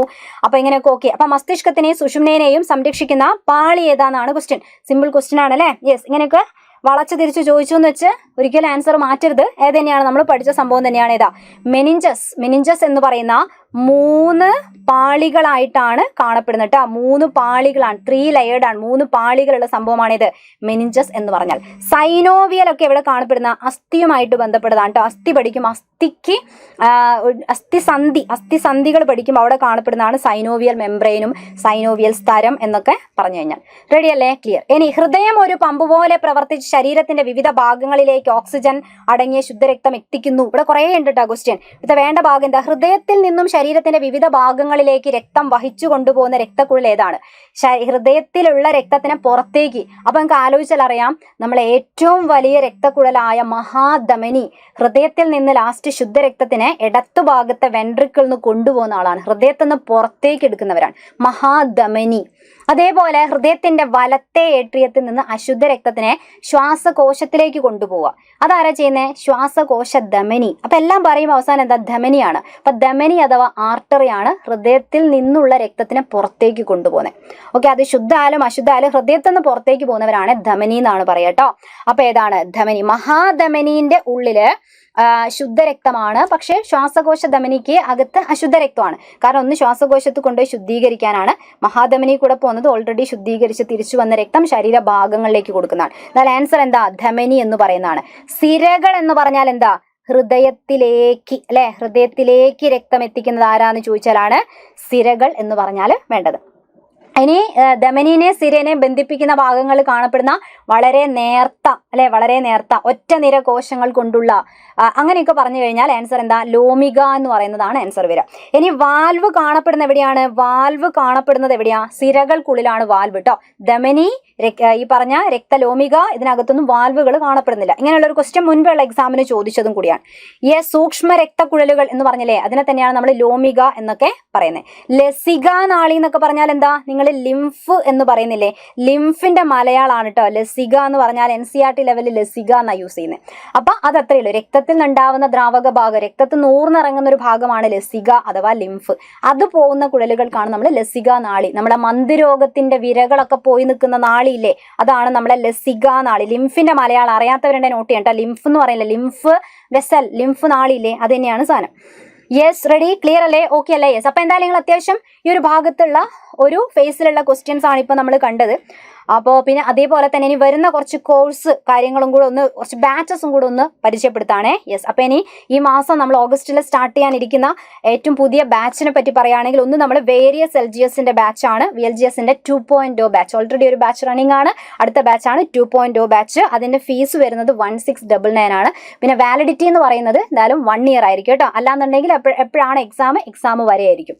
പിന്നെ കറണ്ട് അഫയേഴ്സിന് വേണ്ടി മാത്രമുള്ള നോക്കൌട്ട് ബാച്ചാണ് 3.0 എന്ന് പറയുന്നത്. കറണ്ട് അഫെയർ മാത്രം, അതിന്റെ 499 ആണ് ഫീസ് വരുന്നത്. അതും 1 ഇയർ അല്ലെങ്കിൽ എക്സാം വരെ ആയിരിക്കും അതിന്റെ വാലിഡിറ്റി എന്ന് പറയുന്നത്.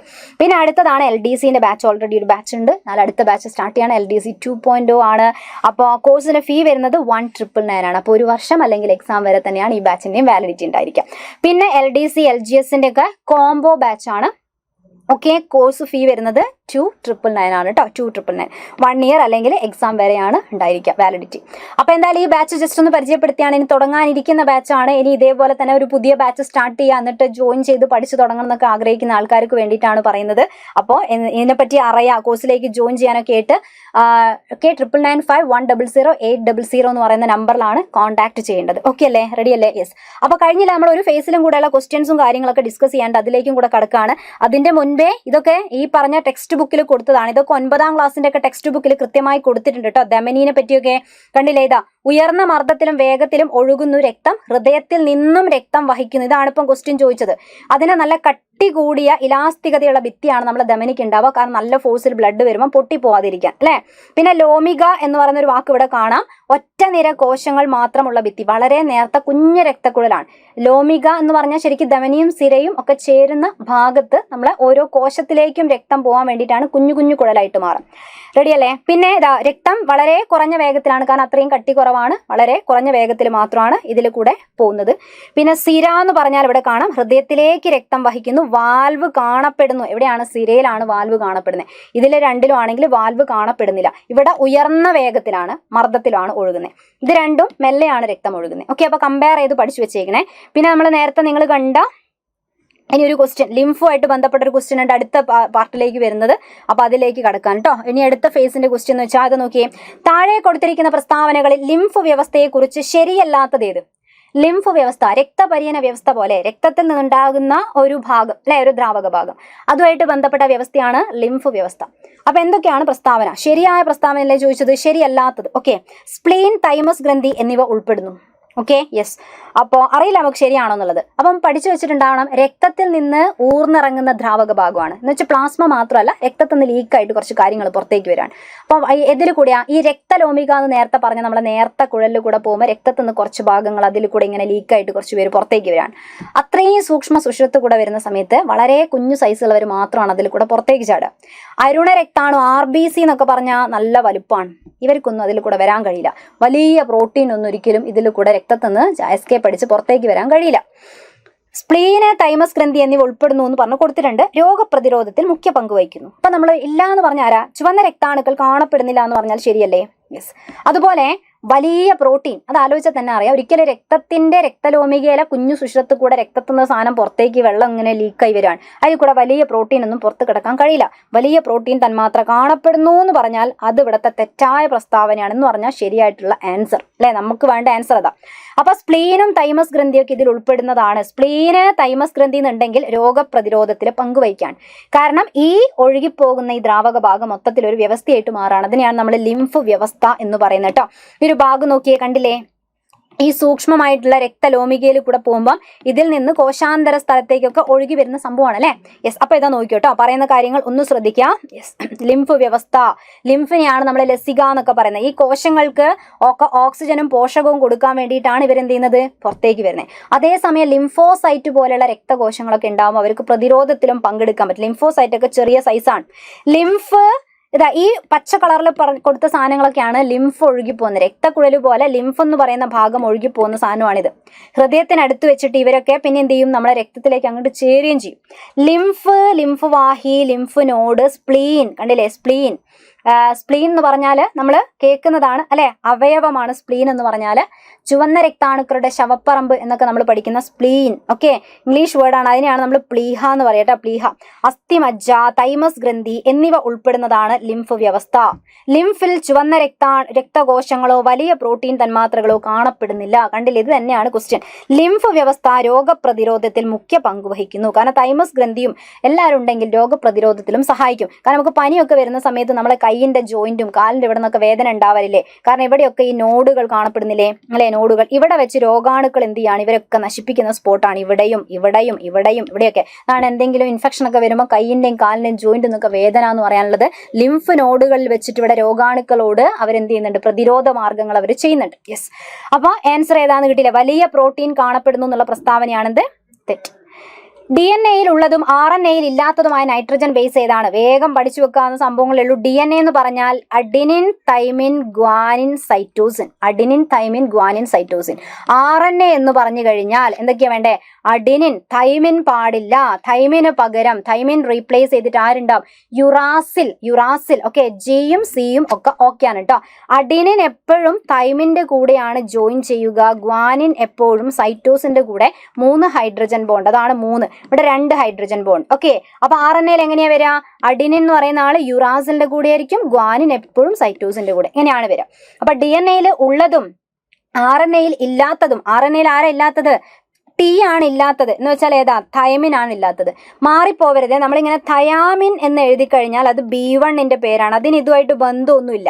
തൈമിൻ, ഇത് തൈമിൻ, മറ്റേത് തയാമിൻ. രണ്ടും 2 സംഭവങ്ങളായിട്ടാണ് പഠിക്കേണ്ടത് കേട്ടോ. റെഡി അല്ലേ? Yes, clear. ഇനി അടുത്തൊരു ക്വസ്റ്റ്യനിലേക്ക് പോവാണ്. നാവികരുടെ പ്ലാഗ്. ഇതൊക്കെ എത്ര പ്രാവശ്യം ചോദിക്കുന്നതാണ് അല്ലെ? Sailors flag. നാവികരുടെ പ്ലാഗ് അല്ലെ സെയിലേഴ്സ് പ്ലാഗ്. അല്ലെങ്കിൽ എന്താ പറയാ?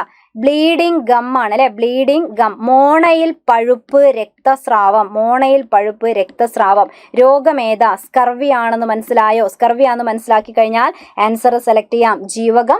ജീവകം സി ആണ്. വിറ്റാമിൻ സിന്റെ കുറവ് കുറയുമ്പോൾ മോണയിൽ പഴുപ്പുണ്ടാവുക, രക്തസ്രാവം, ബ്ലീഡിംഗ് ഗം ഉണ്ടാവും. അതിനെ തന്നെയാണ്, ആ രോഗത്തിനാണ് നമ്മൾ നാവികരുടെ പ്ലാഗ്. നാവികർക്കാണ് മുൻപ് ഈ പ്രശ്നങ്ങളൊക്കെ. ഫ്രഷ് ആയിട്ടുള്ള ഫ്രൂട്ടൊന്നും അവർക്ക് കുറെ കാലത്തേക്ക് ഇങ്ങനെ കടലിലൊക്കെ പോകുന്ന സമയത്ത് ഷിപ്പിലൊക്കെ പോകുമ്പോൾ കൊണ്ടുപോകാൻ പറ്റാതെ ഫ്രഷ് ആയ ഫ്രൂട്ട് കുറെ കാലം കഴിക്കാതിരിക്കുമ്പോൾ വൈറ്റമിൻ സി കണ്ടന്റ് കുറഞ്ഞിട്ട് അവർക്കാണ് ഈ പ്രശ്നങ്ങളുണ്ട്. അതുകൊണ്ടാണ് അങ്ങനെയൊക്കെ പറയുന്നത് കേട്ടോ. യെസ്. അപ്പൊ ഏതാണ് ആൻസർ? ജീവകം സി എന്ന് പറയുന്നതാണ് ആൻസർ. പക്ഷിപ്പനിക്ക് കാരണമായ വൈറസ് ഏതാണ്? പക്ഷിപ്പനി ആൻഡ് പന്നിപ്പനി. 2 സംഭവം നമ്മളോട് ഇങ്ങനെ മാറിപ്പോവാറുണ്ട് അല്ലെ? പന്നിപ്പനിയും.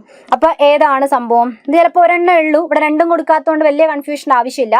പന്നിപ്പനി. ഇപ്പൊ നോക്കിയേ, എന്ന് പറയുന്ന ലെറ്റർ അല്ലെ? ഇതൊക്കെ ഒരേപോലത്തെ ലെറ്റർ അല്ലേ? അപ്പൊ ഇവിടുത്തെ എന്താ വേണ്ടത്? എല്ലാത്തിന്റെ ഒരേപോലെ. അപ്പൊ H1N1 കേട്ടോ. 2ലും ഒരേപോലെ. എന്ന് പറയുന്ന അക്ഷരം മാത്രം, പക്ഷിക്ക് വ്യത്യാസം. അപ്പൊ ഏതാണ്? H5N1. ഇങ്ങനെയാണ് പഠിക്കുക. അപ്പൊ H5N1 നോട്ട് ചെയ്ത് വെച്ചേക്കാം. Yes, ready, clear. അപ്പൊ ഇതൊക്കെ ഏതാണ്? വൈറസ് രോഗങ്ങളാണ്. വൈറസ് ഉണ്ടാക്കുന്ന രോഗങ്ങളാണെന്നുള്ള നോട്ട് ചെയ്ത് വെക്കും. അടുത്തത് ഷിക് ടെസ്റ്റ് ഏത് രോഗനിർണയത്തിന് സഹായിക്കുന്നു? ഏത് രോഗനിർണയ ഷിക് ടെസ്റ്റ് എന്ന് പറഞ്ഞു കഴിഞ്ഞാൽ? ഷിക് ടെസ്റ്റ് ഡിഫ്തീരിയ രോഗമാണ് കേട്ടോ. തൊണ്ടമുള്ള് എന്നൊക്കെ പറയുന്ന നമ്മളെ രോഗമില്ലേ? തൊണ്ടമുള്ള്, ഡിഫ്തീരിയ. അപ്പം അത് ആണ്. ഏതാണ് രോഗകാരിയത? ബാക്ടീരിയ ആണ് കോറിനി ബാക്ടീരിയം ഉണ്ടാക്കുന്ന ഡിഫ്തീരിയ, തൊണ്ടമുള്ളായിട്ട് ബന്ധപ്പെട്ടിട്ടാണ് നമ്മൾ ഷിക് ടെസ്റ്റ്. ഓക്കെ, റെഡി അല്ലേ? ക്ലിയർ അല്ലേ? യെസ്. ഇനി അടുത്ത ക്വസ്റ്റ്യനിലേക്ക് കിടക്കുവാണെങ്കിൽ ആനക്കൊമ്പൻ ഏത് കാർഷിക വിളയാണ്? ആനക്കൊമ്പൻ എന്നൊക്കെ പറയുമ്പോൾ എപ്പോഴും ക്ലാസ്സിലൊക്കെ പറയുന്നതാണ്. ആനേന്റെ കൊമ്പ് പോലെ ഇങ്ങനെ നിൽക്കുന്നു എന്ന് പറയുമ്പോൾ ഏതായി കൂട്ടത്തിൽ? പയർ ആനേന്റെ കൊമ്പ് പോലെയാണ്. വെള്ളരി മരച്ചീനി ഒന്നും വേണ്ടല്ലോ അല്ലെ? ഏതാണ്? വെണ്ടയാണ് കുറച്ചും കൂടെ മാച്ചാ. വെണ്ടേന്റെ ഇനമാണ്. അല്ലാതെ തന്നെ നമ്മൾ കുറെ കിരണിന്റെ പേരും അല്ലെ, അനാമികേന്റെ പേരും, കിരൺ, അനാമിക, നിങ്ങൾ ആൾക്കാണ് സൽകീർത്തി വേണ്ടത് എന്നൊക്കെ പഠിച്ചു വെക്കാറുണ്ട് അല്ലെ. കിരൺ, അനാമിക, സൽകീർത്തി എന്നൊക്കെ പറഞ്ഞാൽ ആനക്കൊമ്പനൊക്കെ എന്തിന്റെ ഇനമാണ്? ഒക്കെ നമ്മൾ വെണ്ടേന്റെ ഇനങ്ങളാണ്. ഓക്കെ, റെഡി അല്ലേ? ക്ലിയർ അല്ലേ? യെസ്. ഇനി അശ്വമേധം പദ്ധതിയെ കുറിച്ചുള്ള ശരിയായ പ്രസ്താവന ഏതാണ്? അശ്വമേധം എന്ന് പറഞ്ഞാൽ എന്തുമായിട്ട് ബന്ധപ്പെട്ട പദ്ധതിയാണ്? കുറെ പദ്ധതി ഉണ്ട് അല്ലെ. നമ്മൾ ക്യാൻസർ റിലേറ്റഡ്, അതേപോലെ നമ്മൾ എയ്ഡ്സ് റിലേറ്റഡ് അല്ലെ, അതേപോലെ കുഷ്ഠരോഗം റിലേറ്റഡ് എന്നൊക്കെ പറയുമ്പോൾ ഈ കുഷ്ഠരോഗ നിർമ്മാർജ്ജനവുമായി ബന്ധപ്പെട്ട സംഭവമാണ് അശ്വമേധം. ക്യാൻസർ എന്ന് പറയുന്ന സമയത്ത് അവിടെ നമ്മൾ ക്യാൻസർ എന്ന് പറയുമ്പോൾ ഏതാ? സുകൃതം ആലോചിച്ച് വെക്കാറുണ്ട്. ഇടയ്ക്കൊക്കെ ചോദിക്കുന്നതാണ് സുകൃതം എന്ന് പറഞ്ഞാൽ. അതേപോലെ എയ്ഡ്സുമായിട്ട് ബന്ധപ്പെട്ടാണ് നമ്മൾ ഇത് ആയുർദളം അല്ലെ, ആയുർദളം. അതേപോലെ ഓട്ടിസം ആയി ബന്ധപ്പെട്ടിട്ട് ഏതായിരുന്നു? നമ്മൾ സ്പെക്ട്രം അല്ലെ, സ്പെക്ട്രം. അപ്പോൾ അങ്ങനെയുള്ള കുറച്ച് പദ്ധതി കാര്യങ്ങൾ നിങ്ങൾ പഠിച്ചു വെച്ചിട്ടുണ്ടാകുന്നതായിരിക്കുന്നു. ആരോഗ്യക്ഷേമ പദ്ധതിയിൽ അശ്വമേധം കുഷ്ഠരോഗ നിർമ്മാർജ്ജനം ആണ്. യെസ്. സിംഹവാലൻ കുരങ്ങുകൾ പ്രസിദ്ധമായ ദേശീയോദ്യാനം ഏത്? ദേശീയോദ്യാനം, നാഷണൽ പാർക്ക് എന്നൊക്കെ പറഞ്ഞു കഴിഞ്ഞാൽ ഏതിൽ വരുന്നതാണ്? ഇൻസിറ്റു കൺസർവേഷനിൽ വരുന്നതാണ് അല്ലെ. ഇൻസിറ്റു കൺസർവേഷനിൽ വരുന്നതാണ്.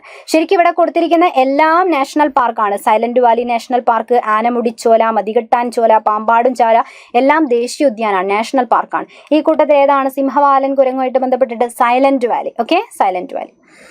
ഇനി ഇന്ത്യയിലെ ഏറ്റവും വലിയ സസ്യശാസ്ത്ര ഉദ്യാനം സ്ഥിതി ചെയ്യുന്നത് എവിടെയാണ്? ബൊട്ടാണിക്കൽ ഗാർഡൻ ആണ്. ലാർജസ്റ്റ് ബൊട്ടാണിക്കൽ ഗാർഡൻ ആണ് ചോദിച്ചത് കേട്ടോ. ബൊട്ടാണിക്കൽ ഗാർഡൻ ആണ് ചോദിച്ചിരിക്കുന്നത്. ഏതാണ്? സസ്യോദ്യാനത്തിൽ റിസർച്ചും കാര്യങ്ങളൊക്കെ നടക്കുന്നല്ലേ. എവിടെയാ? പാലോട് എന്ന് വെച്ചാൽ എവിടെയാ? തിരുവനന്തപുരത്ത് വരുന്നതാണ് അല്ലെ. ഇനി ഏതാ? ഡാർജിലിംഗ്, കൊൽക്കത്ത, ഊട്ടി എന്ന് പറയുമ്പം ഇവിടെ കൊൽക്കത്തയാണ് ഏറ്റവും വലിയ സസ്യോദ്യാനം സ്ഥിതി ചെയ്യുന്നത്. ഇതാണ് ഇന്ത്യയിലുള്ളത്. Next, Rachel Carson. സ്ഥിരം ക്വസ്റ്റ്യൻ, പരിസ്ഥിതി ഭാഗത്ത് നിന്നുള്ള സ്ഥിരം ക്വസ്റ്റ്യൻ അല്ലെ. ഇപ്പോഴും ഇങ്ങനെ ചോദിച്ചുകൊണ്ടിരിക്കുന്ന ക്വസ്റ്റ്യൻ ആണ്. എപ്പോഴും ക്ലാസ്സിലൊക്കെ നമ്മൾ അത്രയും പറയുന്നതാണ്.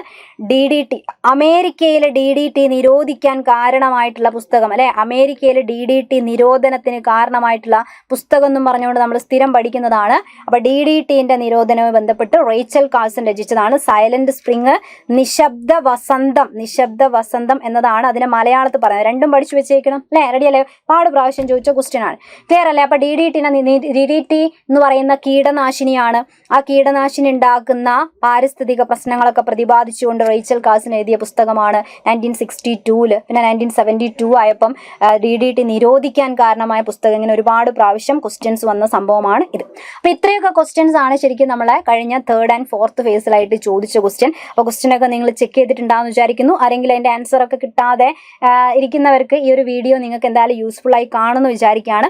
അപ്പോൾ എന്തായാലും നമ്മൾ നേരത്തെ പുതിയൊരു ബാച്ചും കാര്യങ്ങളൊക്കെ പരിചയപ്പെടുത്തി. മറന്നുപോകേണ്ട, വേരിയസ് LGSന്റെ 2.0 ബാച്ചാണ്. പിന്നെ കറണ്ട് അഫയേഴ്സിന് മാത്രമല്ല, കറണ്ട് അഫയേഴ്സിന്റെ നോക്കൌട്ട് ബാച്ച് 3.0, പിന്നെ LDCന്റെ 2.0 ബാച്ചും LDC ആൻഡ് LGS കോംബോ ബാച്ചും ഒക്കെയാണ് സ്റ്റാർട്ട് ചെയ്യുന്നത്. ഓക്കെ, അപ്പോൾ എന്തായാലും ഈ കോഴ്സിലേക്ക് വരാൻ ആഗ്രഹിക്കുന്നവരാണെങ്കിൽ ഇനി പുതിയ ബാച്ചസ് ആണ്.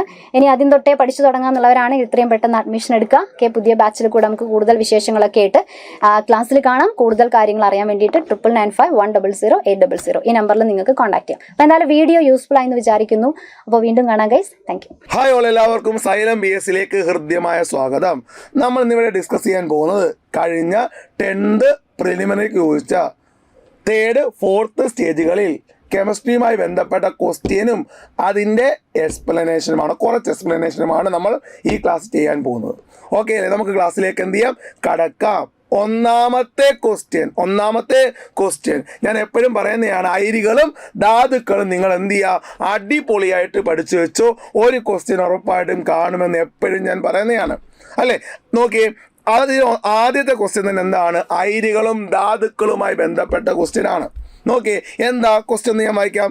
ധാതുക്കളെയും അയിരുകളെയും സംബന്ധിച്ച് താഴെ കൊടുത്തിരിക്കുന്ന പ്രസ്താവനകളിൽ ശരിയായത് ഏത് എന്നാണ് ചോദിച്ചേക്കുന്നത്. അപ്പോൾ ആദ്യം എന്താണ് ധാതു എന്നും എന്താണ് അയിരുകളെന്നും നിങ്ങൾ അറിഞ്ഞിരിക്കണം. അപ്പോൾ എന്താ മക്കളെ ധാതു എന്ന് വെച്ചാൽ? എന്താണ് ധാതു? ഒന്നുമില്ല, ഇങ്ങോട്ട് ശ്രദ്ധിക്കാം. നമുക്കറിയാം, നമ്മൾ ഉപയോഗിക്കുന്ന മെറ്റൽസ് അലൂമിനിയം ആയിക്കോട്ടെ, ഇരുമ്പായിക്കോട്ടെ, കോപ്പർ ആയിക്കോട്ടെ, ഈ മെറ്റൽസ് എല്ലാം നമ്മുടെ പ്രകൃതിയിൽ അല്ലെങ്കിൽ ഭൂമിയിൽ കാണപ്പെടുന്നത് കുറച്ച് സംയുക്തങ്ങളായിട്ടാ. അതിനെ പറയുന്ന പേരാണ് എന്ത്? ധാതുക്കൾ എന്ന് പറയും. എന്ത് പറയും? ധാതുക്കൾ എന്ന് പറയും. എന്താ? ഒന്നും കൂടെ ഞാൻ പറയാം.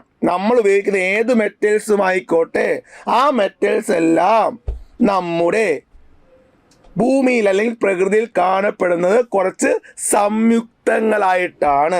അതിനെ പറയുന്ന പേരാണ് മിനറൽസ് അഥവാ ധാതുക്കൾ എന്ന് പറയും. സെറ്റാണെന്ന് വിശ്വസിക്കുന്നു. ഇങ്ങോട്ട് ശ്രദ്ധിക്കാം. ഞാൻ ഒരു കാര്യം പറയാം. നമുക്ക് ഉദാഹരണം ഞാൻ പറയാം. നമ്മുടെ അലൂമിനിയം നമ്മുടെ പ്രകൃതിയിൽ കാണപ്പെടുന്ന അല്ലെങ്കിൽ ഭൂമിയിൽ കാണപ്പെടുന്ന എങ്ങനെ? ബോക്സൈറ്റ് ആയിട്ടും.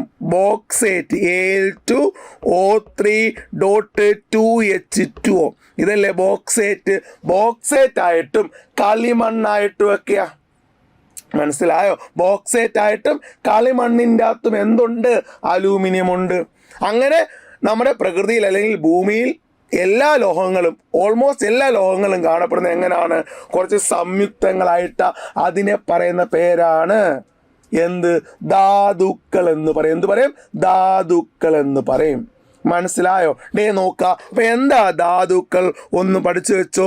പ്രകൃതിദത്തമായി കാണപ്പെടുന്ന ലോഹങ്ങളെയോ മൂലക സംയുക്തങ്ങളെയോ, കണ്ടോ, ലോഹങ്ങളെയോ മൂലക സംയുക്തങ്ങളെയോ പൊതുവെ എന്തു പറയുന്നു? ധാതുക്കൾ എന്ന് പറയുന്നു. ഓക്കെ അല്ലേ? ലോഹങ്ങളെയോ മൂലക സംയുക്തങ്ങളെയോ എന്തെന്ന് പറയുന്നു? ധാതുക്കൾ എന്ന് പറയുന്നു. ശ്രദ്ധിക്കുക, ഈ ധാതുക്കളിൽ എന്തൊക്കെയുണ്ട്? ലോഹ സംയുക്തങ്ങളും അലോഹ സംയുക്തങ്ങളും ഉണ്ട് അല്ലേ?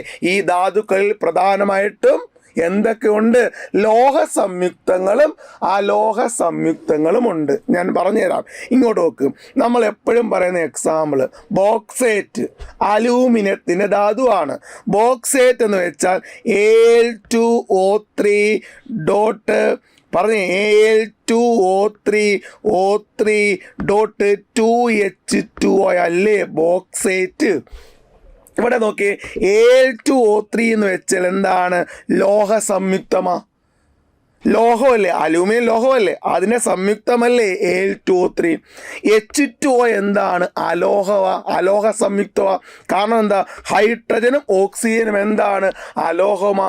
അപ്പൊ ഈ ബോക്സൈറ്റിൻ്റെ അകത്ത് ലോഹ സംയുക്തങ്ങളും അലോഹ സംയുക്തങ്ങളും ഉണ്ട്. എന്തൊക്കെയുണ്ട്? ലോഹ സംയുക്തങ്ങളും അലോഹ സംയുക്തങ്ങളും ഉണ്ട്. അപ്പൊ ഒന്നും കൂടെ പറയാം. എന്താണ് ധാതുക്കൾ എന്ന് ക്ലിയർ ആണോ? ഒന്ന് പറഞ്ഞ്.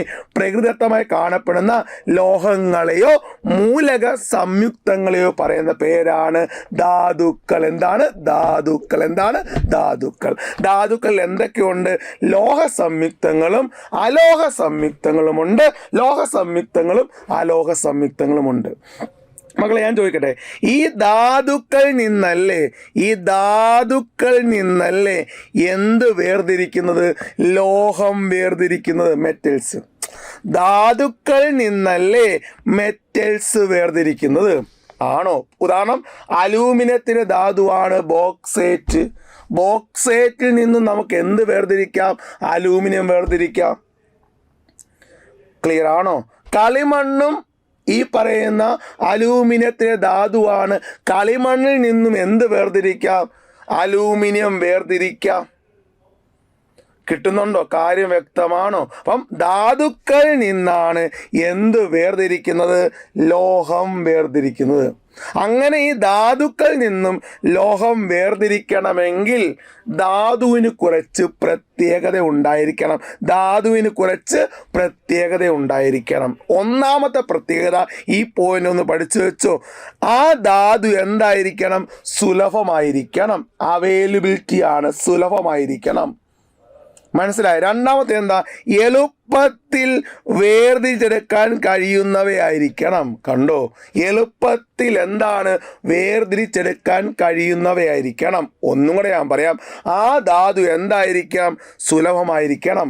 2, എളുപ്പത്തിൽ വേർതിരിച്ചെടുക്കാൻ കഴിയുന്നവയായിരിക്കണം. മൂന്നാമത്തെ ലോഹാംശം കൂടുതലുള്ളവയായിരിക്കണം. ലോഹത്തിൻ്റെ അംശം കൂടുതലുള്ളവയായിരിക്കണം. ഞാൻ ഉദാഹരണം പറയാം. ഇപ്പം അലൂമിനിയത്തെ ധാതുക്കളാണ് ഏതൊക്കെ? കളിമണ്ണുണ്ട്, നമ്മുടെ ബോക്സൈറ്റ് ഉണ്ട്. ബോക്സൈറ്റ് 1 കിലോ എടുത്തു കഴിഞ്ഞാൽ ചിലപ്പം 250 ഗ്രാം എന്ത് കാണും? അലൂമിനിയം കാണും. മനസ്സിലായോ? എന്നാൽ കളിമണ്ണ് 1 കിലോഗ്രാം എടുത്തു കഴിഞ്ഞാൽ 1 കിലോ കളിമണ്ണ് എടുത്തു കഴിഞ്ഞാൽ ചിലപ്പോൾ 5 ഗ്രാമോ അല്ലെങ്കിൽ 10 ഗ്രാമോ എന്ത് കാണത്തുള്ളൂ? അലൂമിനിയം കാണത്തുള്ളൂ. മനസ്സിലായോ? അപ്പം ആ ലോഹത്തിൻ്റെ അംശം എന്ത് ചെയ്യണം? കൂടിയിരിക്കണം. പിന്നെന്താ? ഉൽപാദന ചെലവ് കുറഞ്ഞിരിക്കണം. അല്ലേ? ഉൽപാദന ചെലവ് എന്ത് ചെയ്യണം? കുറഞ്ഞിരിക്കണം. ഇതൊക്കെയാണ് എന്ത്? ഒരു ധാതുവിൽ നിന്നും ലോഹത്തെ വേർതിരിക്കുമ്പോൾ ആ ധാതുവിനുണ്ടാകേണ്ട പ്രത്യേകത പഠിച്ചു വെച്ചോണം. ഒന്നാമത്തെ, സുലഭമായിരിക്കണം, എളുപ്പത്തിൽ വേർതിരിച്ചെടുക്കാൻ കഴിയുന്നവയായിരിക്കണം. ഓക്കെ, ലോഹാംശം കൂടുതലുള്ളവയായിരിക്കണം, ഉൽപാദന ചെലവ് കുറഞ്ഞവയായിരിക്കണം. ആദ്യകാലങ്ങളിൽ അലൂമിനിയം അലൂമിനിയത്തിന് ഭയങ്കര റേറ്റ് ആയിരുന്നു. ഏകദേശം സ്വർണത്തേക്കാൾ വിലയായിരുന്നു അലൂമിനിയം പാത്രത്തിന്. എന്നാൽ പിന്നെ ബോക്സൈറ്റിൽ നിന്ന് വേർതിരിച്ചപ്പോഴാണ് ചിലവ് കുറഞ്ഞ രീതിയിൽ നമ്മുടെ സാധാരണക്കാരുടെ ലോഹമാക്കി മാറ്റിയത്. മനസ്സിലായോ? അപ്പം എന്താ? ഒരു ധാതുവിൽ നിന്നും ലോഹം വേർതിരിക്കണമെങ്കിൽ ധാതുവിനുണ്ടാകേണ്ട പ്രത്യേകത പഠിച്ചു പൊക്കോണം. 1, സുലഭമായിരിക്കണം. 2, എളുപ്പത്തിൽ വേർതിരിച്ചെടുക്കാൻ കഴിയുന്നവയായിരിക്കണം.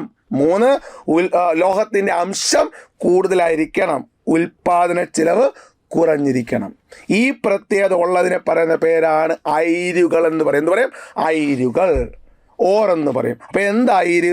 ഒന്ന് പറഞ്ഞ്, ഏത് ധാതുവിൽ നിന്നാണോ എളുപ്പത്തിലും ലാഭകരമായും ഒരു ലോഹത്തെ വേർതിരിച്ചെടുക്കാൻ കഴിയുന്നത് അതിനെ ആ ലോഹത്തിൻ്റെ അയിരെന്ന് പറയുന്നു. അയിരല്ലെങ്കിൽ ഓറെന്ന് പറയുന്നു. മനസ്സിലാവും? അപ്പം എന്തായിര്? ഏത് ധാതുവിൽ നിന്നാണോ എളുപ്പത്തിലും ചിലവ് കുറഞ്ഞ രീതിയിലും, ഓക്കെ, മനസ്സിലായോ, ലോഹത്തെ വേർതിരിച്ചെടുക്കുന്നെങ്കിൽ അതിനെ പറയുന്ന പേരാണ് ആ ധാതുവിൻ്റെ അല്ലെങ്കിൽ ആ ലോഹത്തിൻ്റെ അയിരെന്ന് പറയും. ഇപ്പം ഞാൻ പറയാം. അപ്പം അലൂമിനിയം ധാതുക്കളാണ് ബോക്സൈറ്റും കളിമണ്ണും. ഞാൻ പറയാം, ബോക്സൈറ്റും കളിമണ്ണും. കളിമണ്ണിൽ നിന്നും അലൂമിനിയം വേർതിരിക്കുന്ന ചിലവ് കൂടുതലാണ്. അവിടെ ലോഹത്തിൻ്റെ അംശം കുറവാണ്. എന്നാൽ ബോക്സൈറ്റിൽ നിന്നും അലൂമിനിയം വേർതിരിക്കുന്നത് ചിലവ് കുറഞ്ഞ പ്രോസസ്സാണ്. അപ്പം ബോക്സൈറ്റ് ആണ് എന്ത്? അയിരെന്ന് പറയും. ഓക്കെ, അപ്പം ഞാൻ പറയാം, ബോക്സൈറ്റ് ഞാൻ B എന്ന് കൊടുക്കുക, കളിമണ്ണ് ക്ലേ C എന്ന് കൊടുക്കുക. ശ്രദ്ധിക്കാം, ബോക്സൈറ്റും കളിമണ്ണ് ക്ലേയും എന്തിൻ്റെ ധാതുക്കളാണ്? അലൂമിനിയത്തെ ധാതുക്കളാണ്. പക്ഷേ ബോക്സൈറ്റിൽ നിന്നും അലൂമിനിയം വേർതിരിച്ചെടുക്കാൻ എളുപ്പത്തിൽ വേർതിരിച്ചെടുക്കാൻ കഴിയും. അതുകൊണ്ട് ബോക്സൈറ്റ് എന്താണ്? അയിരാണ്. മനസ്സിലായി? ഇനി ആ ക്വസ്റ്റ്യനിലേക്ക് പറയാം. ഞാൻ ചോദിക്കാം. ഒന്നാം ദോഷം നോക്കിയേ, എല്ലാ ധാതുക്കളും അയിരുകളാണ്. ശരിയാണോ തെറ്റാണോ? എല്ലാ ധാതുവും അയിരാകണമെങ്കിൽ എല്ലാ ധാതുവിൽ നിന്നും എളുപ്പത്തിലും ചിലവ് കുറഞ്ഞ രീതിയിലും ലോഹത്തെ വേർതിരിച്ചെടുക്കാൻ കഴിയണം. നിങ്ങളൊന്ന് ആലോചിച്ച്. അതല്ലേ അയിര്? എല്ലാ ധാതുക്കളും അയിരാണെങ്കിൽ എല്ലാ ധാതുവിൽ നിന്നും എളുപ്പത്തിൽ വേർതിരിച്ചെടുക്കാൻ പറ്റണ്ടേ? നിങ്ങളൊന്ന് ആലോചിച്ചേ. ഓക്കെ അല്ലേ? അപ്പം ഇത് തെറ്റാണ്. എല്ലാ ധാതുവും അയിരുകളാണ് എന്ന് പറയുന്നത് തെറ്റാണ്. എന്നാൽ ഓക്കെ, നോക്കിയേ, എല്ലാ അയിരുകളും ധാതുക്കളാണ്. എല്ലാ അയിരും എന്താ? ധാതുവാണ്. ഒന്ന് ആലോചിച്ച്. എല്ലാ അയിരും എന്താ? ധാതുവാ. എന്നാൽ എല്ലാ ധാതുക്കളും എന്തല്ല? അയിരുകളല്ല. മനസ്സിലായി? ഈ അയിരെന്ന് പറയുന്ന ധാതുവിൽ ഉൾപ്പെടുന്നതല്ലേ? ഒന്ന് ആലോചിച്ച്. എല്ലാ അയിരുകളും എന്താണ്? ധാതുക്കളാണ്. എന്നാൽ എല്ലാ ധാതുക്കളും എന്തല്ല? അയിരുകളല്ല. പഠിച്ചു വെച്ചു. ക്ലിയർ ആണല്ലോ? അടുത്ത ക്വസ്റ്റ്യനിലേക്ക് നമുക്ക് പോവാം. രണ്ടാമത്തെ ക്വസ്റ്റ്യനിലേക്ക് ഞാൻ കിടക്കാൻ പോവാം. ഓക്കെ, എന്താ ക്വസ്റ്റ്യൻ? സിങ്ക് ലോഹവും നേർപ്പിച്ച ഹൈഡ്രോക്ലോറിക് ആസിഡുമായി പ്രവർത്തിച്ചാൽ പുറത്തേക്ക് വരുന്ന വാതകം ഏത്? അത് ഹൈഡ്രജനാണ്. ഹൈഡ്രജന്റെ സൗണ്ട് പോപ്പ് ശബ്ദമാണ്. പൊട്ടുന്ന ഉയർത്തുന്ന ശബ്ദമാണ്. ഞാൻ കുറച്ച് കാര്യങ്ങൾ നിങ്ങൾക്ക് പറയാം. ഇങ്ങോട്ട് നോക്കിയും ശ്രദ്ധിച്ചോ. ഒരു മെറ്റൽസ് ഒരു ലോഹം ആസിഡുമായി പ്രവർത്തിച്ചാൽ ഉണ്ടാകുന്ന വാതകം എന്താണ്? ഹൈഡ്രജനാണ്. ഒരു ലോഹം എന്തോ ആയിക്കോട്ടെ, zinc hydrochloric acid, magnesium hydrochloric acid, അങ്ങനെ ഒരു ലോഹം ആസിഡുമായി പ്രവർത്തിച്ചാൽ ഉണ്ടാകുന്ന വാതകം എന്താണ്? ഹൈഡ്രജനാണ്. ഇനി അടുത്തത്, ഒരു ലോഹം ബേസ് ആൽക്കലി, ബേസുമായി പ്രവർത്തിച്ചാലും ഉണ്ടാകുന്ന വാതകം അത് ഹൈഡ്രജനാണ്. ഞാൻ പറയട്ടെ, ഇപ്പോൾ ഉദാഹരണം ഒരു ബേസ് എങ്ങനെ തിരിച്ചറിയുമെന്ന് ചോദിച്ചു കഴിഞ്ഞാൽ ഹൈഡ്രോക്സൈഡ് വരുന്ന എല്ലാം ബേസാണ്, ഹൈഡ്രോക്സൈഡ്. ഇപ്പം ഇങ്ങനെ ചോദിക്കും, സിങ്ക് സോഡിയം ഹൈഡ്രോക്സൈഡുമായി പ്രവർത്തിച്ചാൽ ഉണ്ടാകുന്ന വാതകം ഹൈഡ്രജനാണ്. മനസ്സിലാവും. അപ്പോൾ മെറ്റൽസ് ആസിഡുമായി പ്രവർത്തിച്ചാൽ എന്തുണ്ടാകും? ഹൈഡ്രജൻ ഉണ്ടാകും. മെറ്റൽസ് ബേസുമായി പ്രവർത്തിച്ചാൽ എന്തുണ്ടാകും? ഹൈഡ്രജൻ ഉണ്ടാകും. ഒന്നും കൂടെ പറ, മെറ്റൽസ് ആസിഡുമായി പ്രവർത്തിച്ചാൽ ഹൈഡ്രജൻ ഉണ്ടാകും, മെറ്റൽസ് ബേസുമായി പ്രവർത്തിച്ചാലും ഹൈഡ്രജൻ ഉണ്ടാകും. നോക്കി അടുത്തത്, മെറ്റൽസ് ജലവുമായി പ്രവർത്തിച്ചാലും എന്തുണ്ടാകും? ഹൈഡ്രജൻ ഉണ്ടാകും. ഒരു ഉദാഹരണം ഞാൻ പറയട്ടെ, സോഡിയം വെള്ളത്തിലിട്ടാൽ കത്തും. കാരണം എന്താ? സോഡിയം വെള്ളവുമായി പ്രവർത്തിച്ച് എന്തുണ്ടാകും? ഹൈഡ്രജനെ ലിബറേറ്റ് ചെയ്യും.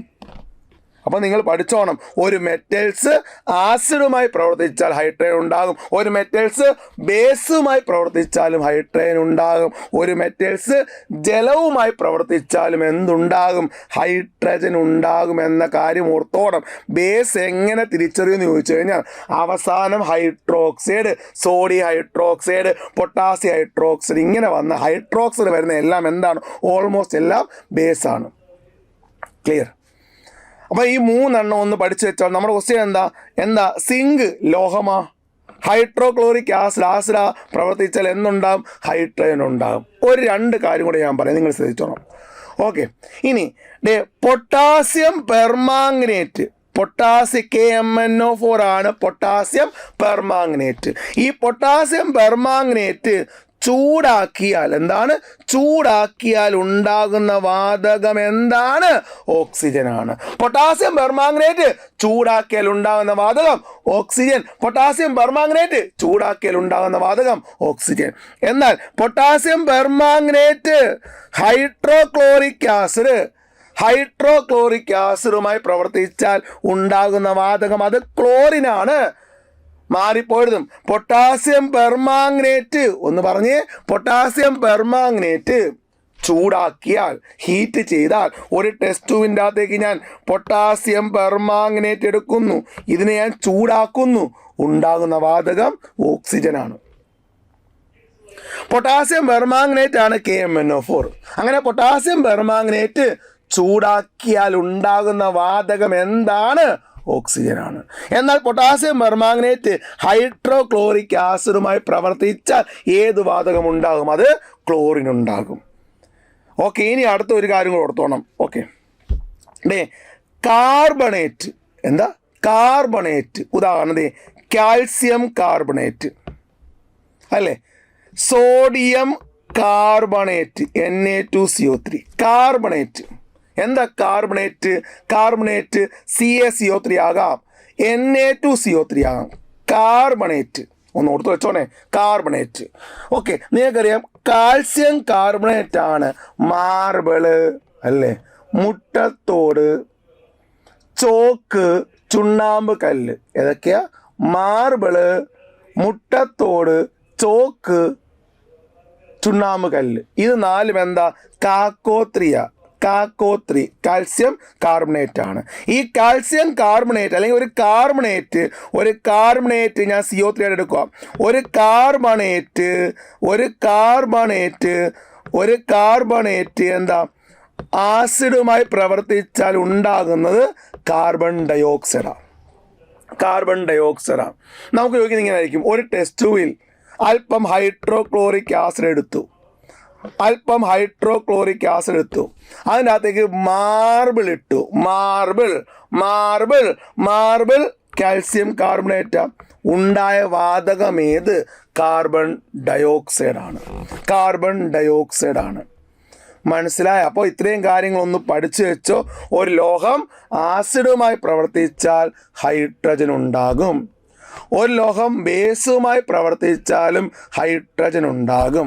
ഒരു ലോഹം ജലവുമായി പ്രവർത്തിച്ചാലും ഹൈഡ്രജൻ ഉണ്ടാകും. എന്നാൽ ഓർക്കാം, തണുത്ത തണുത്ത തണുത്ത ജലവുമായി പ്രവർത്തിക്കുന്ന ലോഹങ്ങളാണ് സോഡിയം, പൊട്ടാസ്യം, കാൽസ്യം. ഇവ മൂന്നുമാണ് തണുത്ത ജലവുമായി പ്രവർത്തിക്കുന്നത്. Sodium, potassium, calcium. Sodium, potassium, calcium. Sodium, potassium, calcium. Clear ആണോ? അപ്പോൾ ഇത്രയും കാര്യങ്ങളൊന്ന് പഠിച്ചു വെച്ചാൽ നമ്മുടെ ക്വസ്റ്റ്യൻ, സിങ്ക് ലോഹവും നേർപ്പിച്ച ഹൈഡ്രോക്ലോറിക് ആസിഡുമായി പ്രവർത്തിച്ചാൽ ഉണ്ടാകുന്നത് ഹൈഡ്രജനാണ്.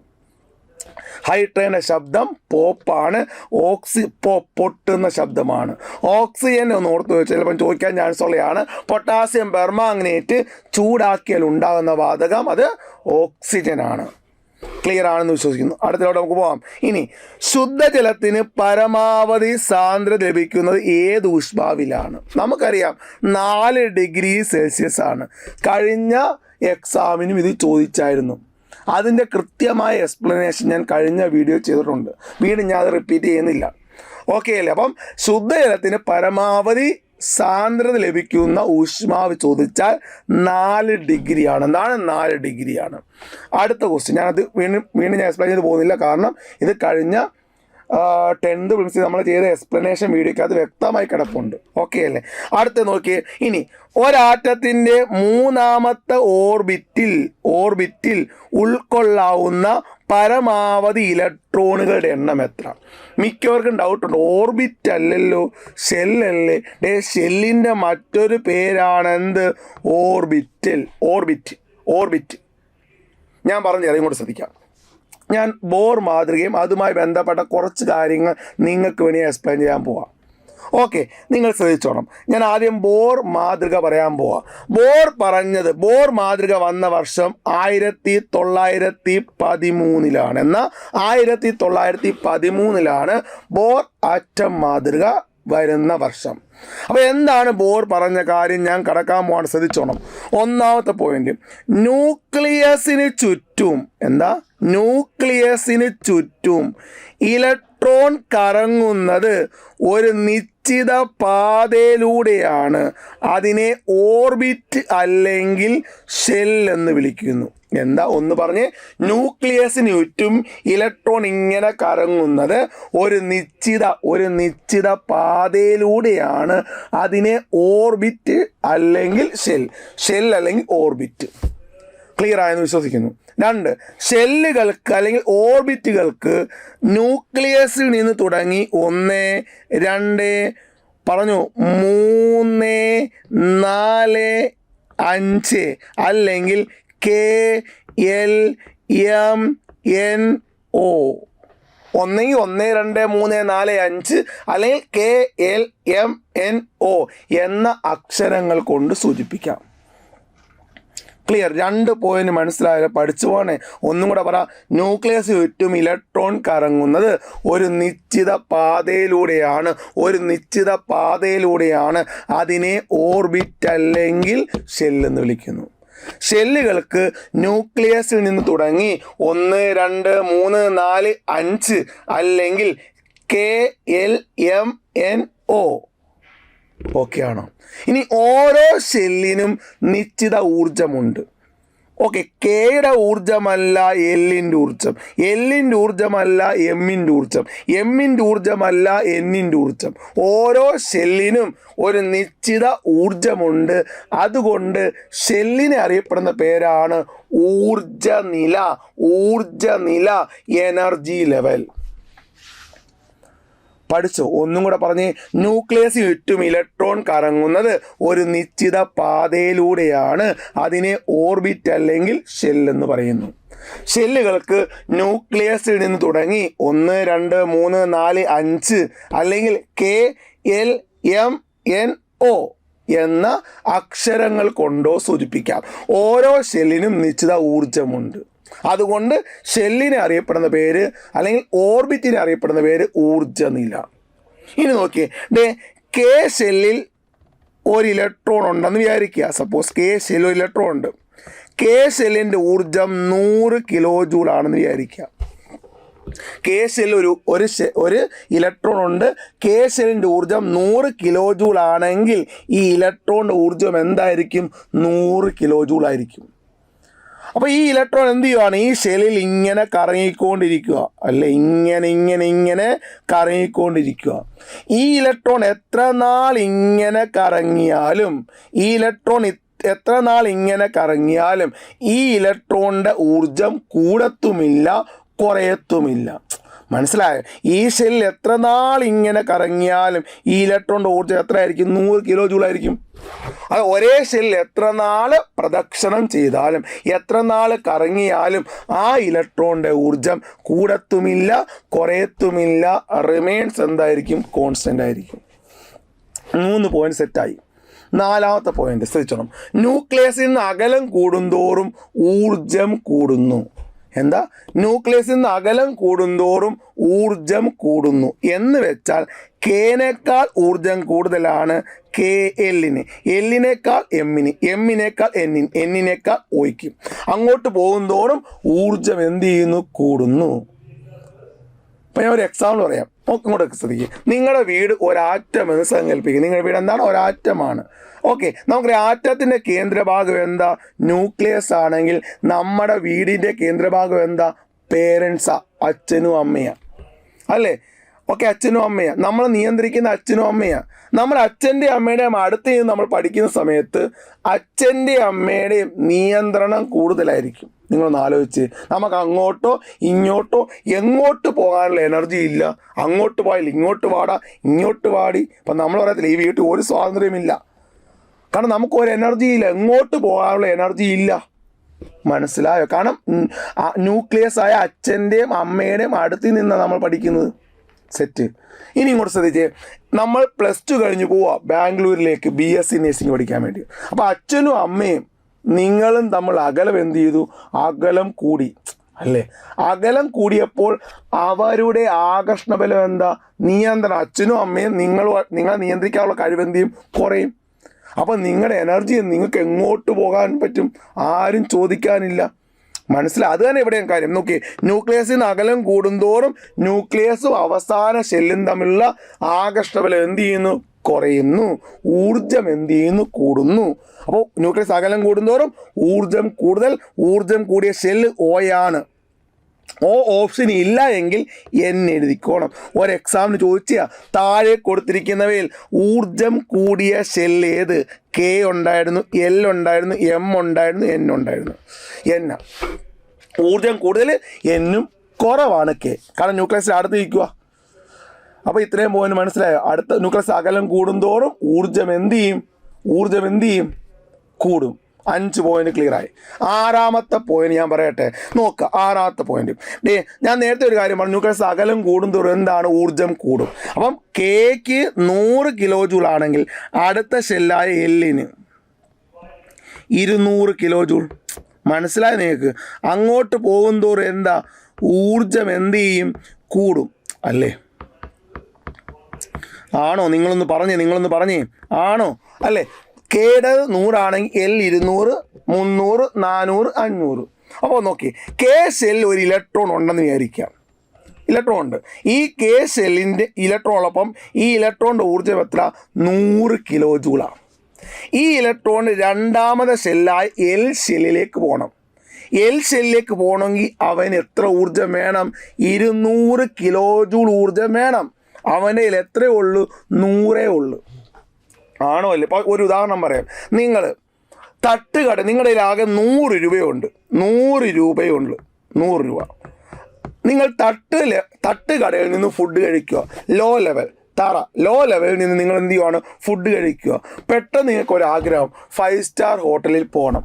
ഞാൻ ചോദിക്കട്ടെ, ഈ 100 രൂപ കൊണ്ട് 5 സ്റ്റാർ ഹോട്ടലിൽ കയറ്റുമോ? ഇല്ല. മനസ്സിലായോ? അവിടെ പോയി ഫുഡ് കഴിച്ചു കഴിഞ്ഞാൽ ബാക്കി പണിയൊക്കെ ചെയ്യേണ്ടി വരും, പാത്രം കഴുകുകയൊക്കെ. മനസ്സിലായോ? അപ്പം ലോ ലെവലായ തട്ടുകടയിൽ നിന്ന് നിങ്ങൾക്ക് എന്താണ്? ഹൈ ലെവലായ എന്താണ് 5 സ്റ്റാർ ഹോട്ടലിലേക്ക് പോകണമെങ്കിൽ നിങ്ങൾക്ക് എന്ത് വേണം? ക്യാഷ് വേണം. എന്ത് വേണം? ക്യാഷ്, പൈസ വേണം അല്ലേ? അതുകൊണ്ട് തന്നെ ലോ എനർജി ലെവൽ, താഴ്ന്ന ഊർജ നിലയിൽ നിന്നും ഉയർന്ന ഊർജ നിലയിലേക്ക് പോകണമെങ്കിൽ ഊർജത്തെ എന്ത് ചെയ്യണം? ആഗിരണം ചെയ്യണം. ലോ എനർജി ലെവലിൽ നിന്നും ഹൈ എനർജി ലെവലിലേക്ക് പോകണമെങ്കിൽ ഊർജത്തെ ആഗിരണം ചെയ്യണം. സെറ്റാണോ അല്ലയോ?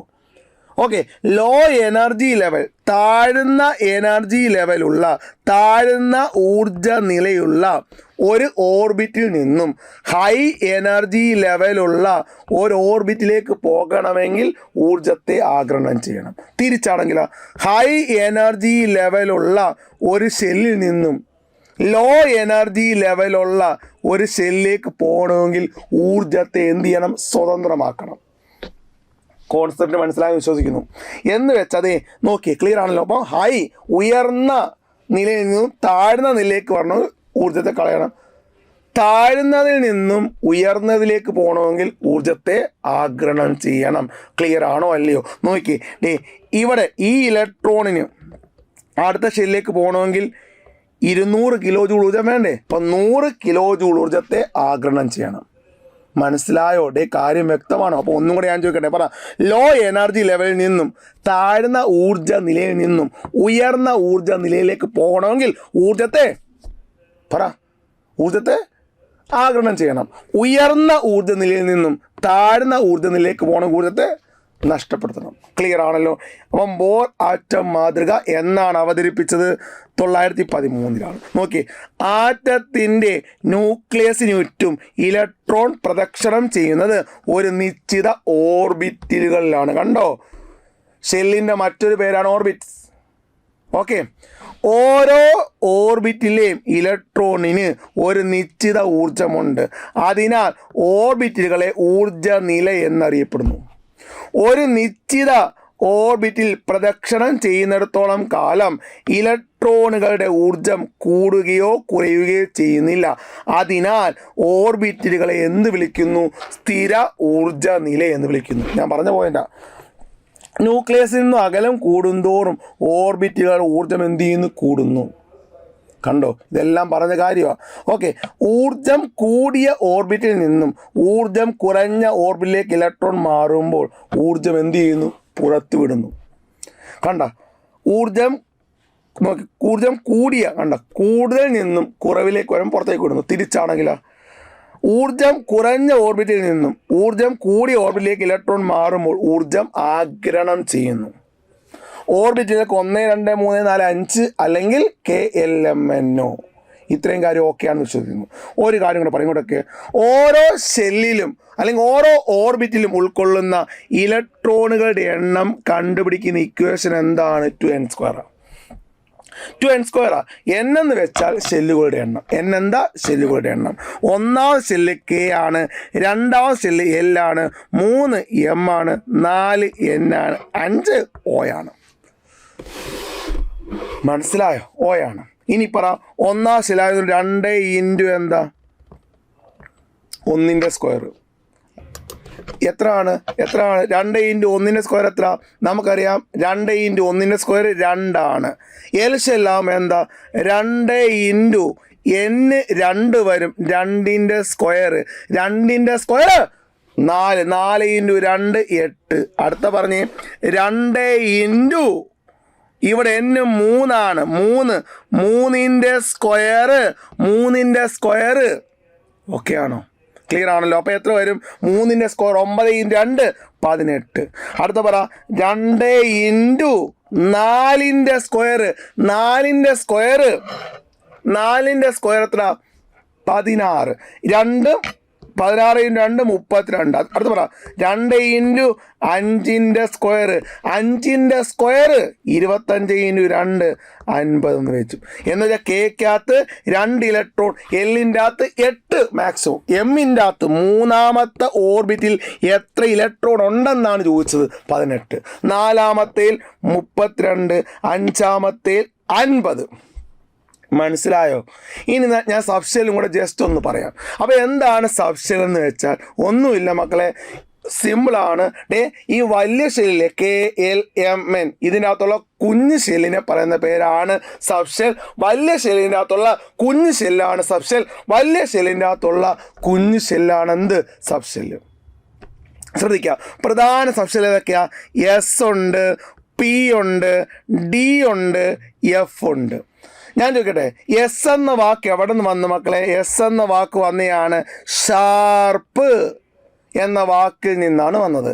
പി എന്ന വാക്ക് പ്രിൻസിപ്പാൾ, ഡി എന്ന വാക്ക് ഡിഫ്യൂസ്, എഫ് എന്ന വാക്ക് fundamental.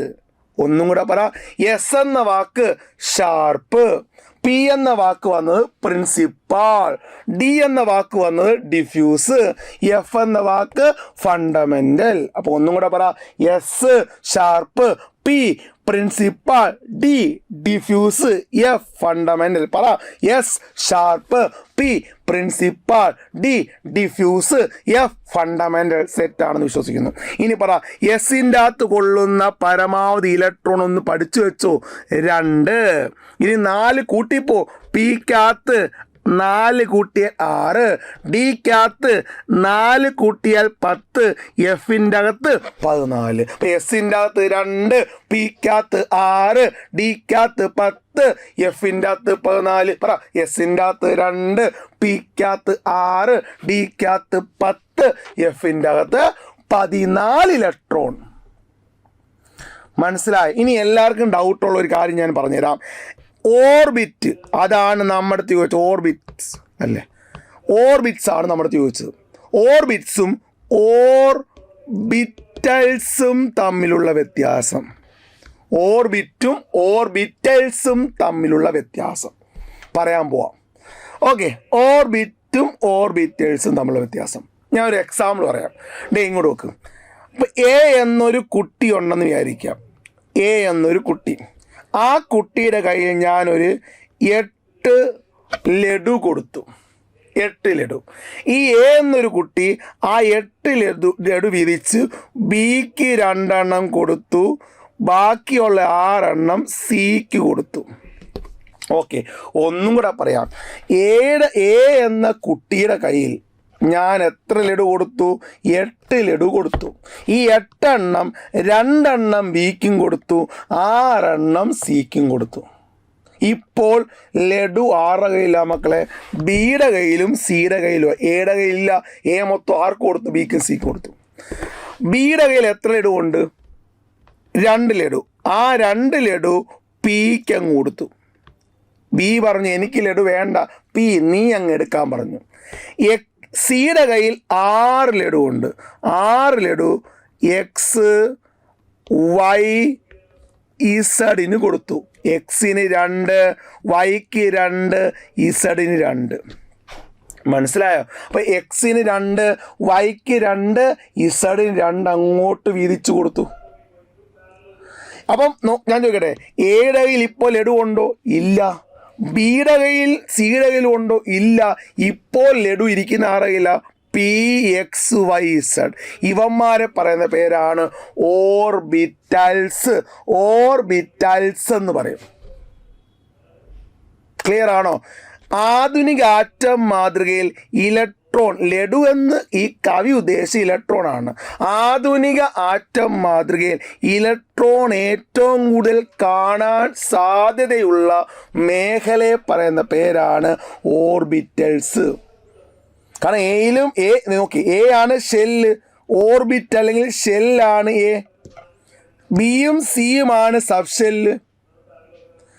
P X Y Z ആണ് ഓർബിറ്റൽസ്. അപ്പോൾ എന്താണ് കാര്യം? മനസ്സിലായോ? അപ്പോൾ ഞാൻ ഒന്നും കൂടെ പറയാം. സബ് ഷെൽ എന്ന് വെച്ചാൽ ഊർജ്ജനില. ഊർജ്ജനിലയാണ് ഷെല്ല്, അതിൻ്റെ സബ് എനർജി ലെവൽ. പ്രധാന സബ് ഷെൽ SPDF. ഇനി ഞാൻ ചോദിക്കട്ടെ, നിങ്ങൾ പറ. നമ്മുടെ ഇലക്ട്രോൺ 2 രീതിയിൽ കറങ്ങും. ശ്രദ്ധിച്ചു, 2 രീതിയിൽ കറങ്ങും. ഒന്ന് ക്ലോക്ക് വൈസും, ക്ലോക്ക് വൈസാണ് മുകളിലോട്ടുള്ള കുനിപ്പ്. 2 ആൻറ്റി ക്ലോക്ക് വൈസ്. ക്ലോക്ക് വൈസും ആൻറ്റി ക്ലോക്ക് വൈസ്. ക്ലോക്ക് വൈസും ആൻറ്റി, ക്ലോക്ക് ആൻറ്റി. ഓക്കെ ആണോ? ഒന്ന് ഓർത്ത് വെച്ചു, മനസ്സിലാകാൻ വേണ്ടി മാത്രമാണ്. എസിന് എത്ര ഇലക്ട്രോൺ ഉണ്ട്? 2 ഇലക്ട്രോൺ. 2 ഇലക്ട്രോൺ ഞാൻ എന്താണ് ഒരു കോളം വരയ്ക്കുക. കോളം വരച്ചിട്ട് 2 ഇലക്ട്രോൺ ഇങ്ങനെ വെച്ചു. ഒരു കോളത്തിൽ 2 ഇലക്ട്രോണേ കൊള്ളത്തുള്ളൂ. ഒരു കോളത്തിൽ 2 ഇലക്ട്രോണേ കൊള്ളത്തുള്ളൂ. ഓക്കെ, എൻ്റെ ക്വസ്റ്റ്യൻ, പിക്ക് 6 ഇലക്ട്രോൺ ഉണ്ട്, എത്ര കോളം വേണം? ഒരു കോളത്തിൽ 2 ഇലക്ട്രോൺ ആണെങ്കിൽ പിക്ക് 6 ഇലക്ട്രോൺ കൊള്ളാൻ നമുക്കറിയാം 3 കോളം, 2, 4, 6 സെറ്റാണെന്ന് വിശ്വസിക്കുന്നു. ഇനി ഡിക്ക് 10 ഇലക്ട്രോൺ, എത്ര കോളം? എത്ര കോളം നിങ്ങൾ പറഞ്ഞ് എത്ര കോളം? 5 കോളം. 1, 2, 3, 5 ആയല്ലോ. നോക്കിയേ, ഡിക്കകത്ത് 2, 4, 6, 8, 10. എഫിന് എത്ര കോളം? 7 കോളം അല്ലേ? 7 എണ്ണം. 1, 2, 3, 4, 5. Okay, 2, 4, 6, 8, 10, 12, 14, 7 column. മനസ്സിലായോ? ക്ലിയർ ആയെന്ന് വിശ്വസിക്കുന്നു. മകളെ, ഈ ഒരു കോളമാണ് ഒരു ഓർബിറ്റൽസ്. ഒരു കോളമാണ് ഒരു ഓർബിറ്റൽസ്. ഓർബിറ്റല്ല, ഓർബിറ്റൽസ്. അപ്പോൾ എസ്സിന് ഒരു കോളമാണ്, ഓർബിറ്റൽസ് 1 മനസ്സിലായോ? പിക്ക് 6 ഇലക്ട്രോൺ, 3 കോളം, ഓർബിറ്റൽസ് 3. ഡിക്ക് 10 ഇലക്ട്രോൺ, 5 കോളം, ഓർബിറ്റൽസ് 5. എഫിന് 14 ഇലക്ട്രോൺ, 7 കോളം, ഓർബിറ്റൽസ് 7.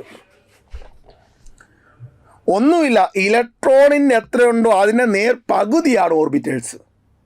എസ്സിൽ 2 ഇലക്ട്രോൺ, നേർപകുതി ഒരു ഓർബിറ്റൽസ്. പിക്ക് 6 ഇലക്ട്രോൺ, നേർപകുതി 3 ഓർബിറ്റൽസ്. ഡിക്ക് 10 ഇലക്ട്രോൺ, നേർപകുതി 5 ഓർബിറ്റൽസ്. എഫിന് 14 ഇലക്ട്രോൺ, നേർപകുതി 7 ഓർബിറ്റൽസ്. ഇനി എൻ്റെ ക്വസ്റ്റ്യൻ, ഓരോ ഓർബിറ്റൽസിൻ്റെ അകത്ത് ഉൾക്കൊള്ളുന്ന പരമാവധി ഇലക്ട്രോൺ. ഓരോ ഓർബിറ്റൽസ് എന്ന് വെച്ചാൽ ഒരു കോളം. ഓരോ ഓർബിറ്റൽസ് എന്ന് വെച്ചാൽ ഒരു കോളം. ഒരു കോളത്തിൽ മാക്സിമം എത്ര ഇലക്ട്രോൺ ഉണ്ട്? പറ. 2 ഇലക്ട്രോൺ. സെറ്റ്. ക്ലിയർ ആണെന്ന് വിശ്വസിക്കുന്നു. അപ്പോൾ എൻ്റെ ക്വസ്റ്റ്യൻ നിങ്ങൾ പറയണം. ഓക്കെ അല്ലേ? എസ്സിൻ്റെ ആകൃതി എന്താ? ആകൃതി എസ്സിൻ്റെ ആകൃതി ചോദിച്ചാൽ എന്താണ്?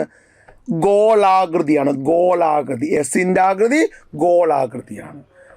ഗോളാകൃതി, വട്ടം. ഓക്കെ, ഗോളാകൃതി. പിയുടെ ആകൃതി എന്താ? പിയുടെ ആകൃതി ഡംബലാണ്. ഡംബലാണ് പിയുടെ ആകൃതി. ഡിയുടെ ആകൃതി ചോദിച്ചാൽ സത്യം പറഞ്ഞാൽ ഡബിൾ ഡംബലാണ്. പക്ഷെ നമ്മുടെ SCERT കിടക്കുന്നത് ഡിയുടെയും എഫിൻ്റെയും ആകൃതി കൂടുതൽ സങ്കീർണമാണ്. അതുകൊണ്ട് നിങ്ങൾ അത് പഠിച്ചാൽ മതി. ഇങ്ങോട്ട് നോക്കിയേ, കണ്ട, എസ് സബ് ഷെല്ലിൽ കാണപ്പെടുന്ന ഒരേ ഒരു ഓർബിറ്റൽസിന് ഏതാകൃതിയുള്ളത്? ഗോളാകൃതി. പി സബ് ഷെല്ലിലെ 3 ഓർബിറ്റലുകൾക്ക് പറ. 3 ഓർബിറ്റലുകാർക്ക് എന്താണ്? ഡംബലാണ്. ഡി എഫ് 7 എണ്ണമുണ്ട്. ഏതാണ് മക്കളെ? 7 എണ്ണമുണ്ട്. കൂടുതൽ സങ്കീർണമാണ്. മാറിപ്പോഴതേ. ഇനി ഒരു കാര്യം കൂടെ ഞാൻ നിങ്ങൾക്ക് പറഞ്ഞുതരാം. ഓക്കെ, ഒരു കാര്യം കൂടെ. പ്രധാന ഷെല്ല് ഏതൊക്കെയാ? 1 കെ, 2 എൽ, 3 എം, 4 എൻ ആണ്. കെക്കകത്ത് 2 ഇലക്ട്രോൺ, എല്ലിൻ്റെ അകത്ത് 8 ഇലക്ട്രോൺ, എമ്മിൻ്റെ അകത്ത് 18, എന്നിൻ്റെ അകത്ത് 32. ഓക്കെ ആണോ? നിങ്ങൾ പറ. പ്രധാന സംശയമൊക്കെ എസ് ഉണ്ട്, പി ഉണ്ട്, ഡി ഉണ്ട്, എഫ് ഉണ്ട്. ഒന്നാമത്തെ ഷെല്ലാണെന്ത്? കെക്കകത്ത് 2 ഇലക്ട്രോണേ ഉള്ളു. അതുകൊണ്ട് കെക്കകത്ത് ഒരു ഒറ്റ സബ് ഷെല്ലേ ഉള്ളു, എസിൻ്റെ അകത്ത് 2 കൊള്ളും, കെക്കകത്ത് 2 കൊള്ളും. എത്രാമത്തെ ഷെല്ലാണ് കെ? ഒന്നാമത്തെ ആയതുകൊണ്ട് 1s2. ഒന്നാമത്തെ ആയതുകൊണ്ട്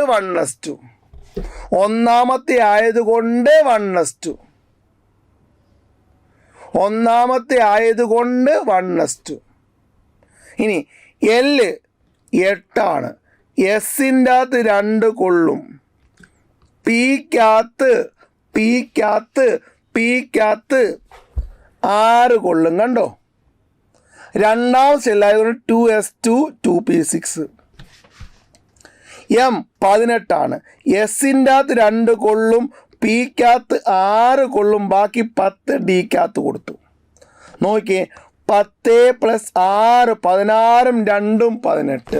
മൂന്നാമത്തെ ആയതുകൊണ്ട് നമുക്ക് 3s2 3p6 3d10 എന്ന് വിളിക്കാം. ഇനി നാലാമത്തെയാണ് എൻ. എസിൻ്റെ അകത്ത് 2, പിക്കകത്ത് 6 വരും, ഡിക്കകത്ത് 10, എഫിൻ്റെ അകത്ത് 14. കൂട്ടുമ്പോൾ 32 കിട്ടണം. 14 10 24, 6 30, 2 32. നാലാമത്തെ ആയതുകൊണ്ട് 4s2 4p6 4d10 4f14. മനസ്സിലായി? അപ്പം എൻ്റെ ക്വസ്റ്റ്യൻ, എല്ലാ ഷെല്ലിൻ്റെ അകത്തും പൊതുവായി കാണപ്പെടുന്ന സബ്ഷെൽ എന്താ? S. 1s 2s 3s S ആണ്. ഓക്കെ ആണ്. ഇനി ഞാൻ ഒരു ക്വസ്റ്റ്യൻ ചോദിക്കട്ടെ. എൻ്റെ ക്വസ്റ്റ്യൻ നിങ്ങൾ പറ. എം എന്ന ഷെല്ല് അല്ലെങ്കിൽ ഓർബിറ്റ്, എം എന്ന ഷെൽ അല്ലെങ്കിൽ ഓർബിറ്റ്, എം എന്ന ഷെൽ അല്ലെങ്കിൽ ഓർബിറ്റിൽ എത്ര ഇലക്ട്രോൺ ഉണ്ട്? പറ. എം മൂന്നാമത്തെയാണ്, 18 ഇലക്ട്രോൺ. മനസ്സിലായോ? എം എന്ന ഷെല്ലിൽ എത്ര ഇലക്ട്രോൺ ഉണ്ടെന്ന് ചോദിച്ചാൽ 18. ഇനി എൻ്റെ അടുത്ത ക്വസ്റ്റ്യൻ, എം എന്ന ഓർബിറ്റൽസ്, എം എന്ന ഷെല്ലിൽ ഷെല്ലിൽ എത്ര ഓർബിറ്റൽസ് ഉണ്ട്? ഓർബിറ്റൽസ്. ഞാൻ നേരത്തെ പറഞ്ഞു, സബ്ഷെല്ലാണെങ്കിലും ഷെല്ലാണെങ്കിലും ഇലക്ട്രോണിൻ്റെ നേർപകുതിയാണ് ഓർബിറ്റൽസ്. 18 നേർപകുതി, 2 വെച്ച് എത്രയാണ്? 9 കിട്ടും. അപ്പോൾ എം എന്ന ഷെല്ലിൻ്റെ അകത്ത് എത്ര ഓർബിറ്റൽസ് ഉണ്ടെന്ന് ചോദിച്ചാൽ 9. ഇലക്ട്രോണിൻ്റെ നേർപകുതിയാണ് ഓർബിറ്റൽസ്. ക്ലിയർ? അപ്പോൾ ഞാൻ അടുത്തൊരു ക്വസ്റ്റ്യൻ ചോദിക്കാം. നിങ്ങൾ പറയണം, എൻ എന്ന ഷെല്ല് ഓർബിറ്റ് കേട്ടോ, ഷെല്ല്, അതിലെത്ര ഇലക്ട്രോൺ ഉണ്ട്? 32. മനസ്സിലായോ? നീ കാര്യം മനസ്സിലായോ? എൻ എന്ന ഷെല്ലിൽ എത്ര ഓർബിറ്റൽസ് ഉണ്ട്? 32ൻ്റെ പകുതി എത്ര? 16. അപ്പോൾ ഇലക്ട്രോണിൻ്റെ നേർപകുതിയാണ് എന്ത്? ഓർബിറ്റൽസ്. മാറിപ്പോരുത്. ഞാൻ ചോദിക്കട്ടെ, ഒന്നും കൂടെ ചോദിക്കട്ടെ. അപ്പോൾ നിങ്ങൾക്ക് എങ്ങനെ വന്ന ഡൗട്ട് കാണും, ഞാൻ പറഞ്ഞുതരാം. എം മൂന്നാമത്തെ ഷെല്ല. എമ്മിൻ്റെ അകത്ത് കൊള്ളുന്ന ഇലക്ട്രോണുകളുടെ എണ്ണം 10. എമ്മിൻ്റെ അകത്ത് എത്ര ഓർബിറ്റൽസ് ഉണ്ടെന്ന് നോക്കാം. എം എത്രാമത്തെ ഷെല്ല? മൂന്നാമത്തെ ഷെല്ലായതുകൊണ്ട് അതിനകത്തുള്ള സബ്ഷെൽ എസ് ഉണ്ട്, പി ഉണ്ട്, ഡി ഉണ്ട്, അല്ലേ? എസ് മൂന്നാമത്തെ ആയതുകൊണ്ട് എസ് ഉണ്ട്, പി ഉണ്ട്, ഡി ഉണ്ട്. പഠിച്ചല്ലോ. എസ് പഠിച്ചു വെച്ചോ. എസിൻ്റെ അകത്ത് ഓരോ ഓർബിറ്റൽസ് പഠിച്ചാൽ, പിക്കകത്ത് 3 ഓർബിറ്റൽസ്, ഡിക്കകത്ത് 5 ഓർബിറ്റൽസ്. കൂട്ടുമ്പോൾ എത്ര കിട്ടും? 9 കിട്ടും. കണ്ടോ? ഇലക്ട്രോണിൻ്റെ നേർപകുതി. സെറ്റാണോ? ക്ലിയർ ആണല്ലോ? ഓക്കെ ആണല്ലോ? അപ്പം പഠിച്ചു വെച്ചോണം. മൂന്നാമത്തെ ഷെല്ല് അത് എം ആണ്. മൂന്നാമത്തെ ഷെല്ലിൽ എത്ര ഓർബിറ്റൽസ് ഉണ്ടെന്ന് ചോദിച്ചാൽ, മൂന്നാമത്തെ ഷെല്ലിൽ എത്ര ഓർബിറ്റൽസ് ഉണ്ടെന്ന് ചോദിച്ചു കഴിഞ്ഞാൽ, മൂന്നാമത്തെ എത്ര? 18/2 9 വരും. ഇനി ഞാൻ ഒരു ക്വസ്റ്റ്യൻ ചോദിക്കട്ടെ. ഓരോ ഷെല്ലിലും ഉൾക്കൊള്ളുന്ന പരമാവധി ഇലക്ട്രോണുകളുടെ എണ്ണം എത്ര?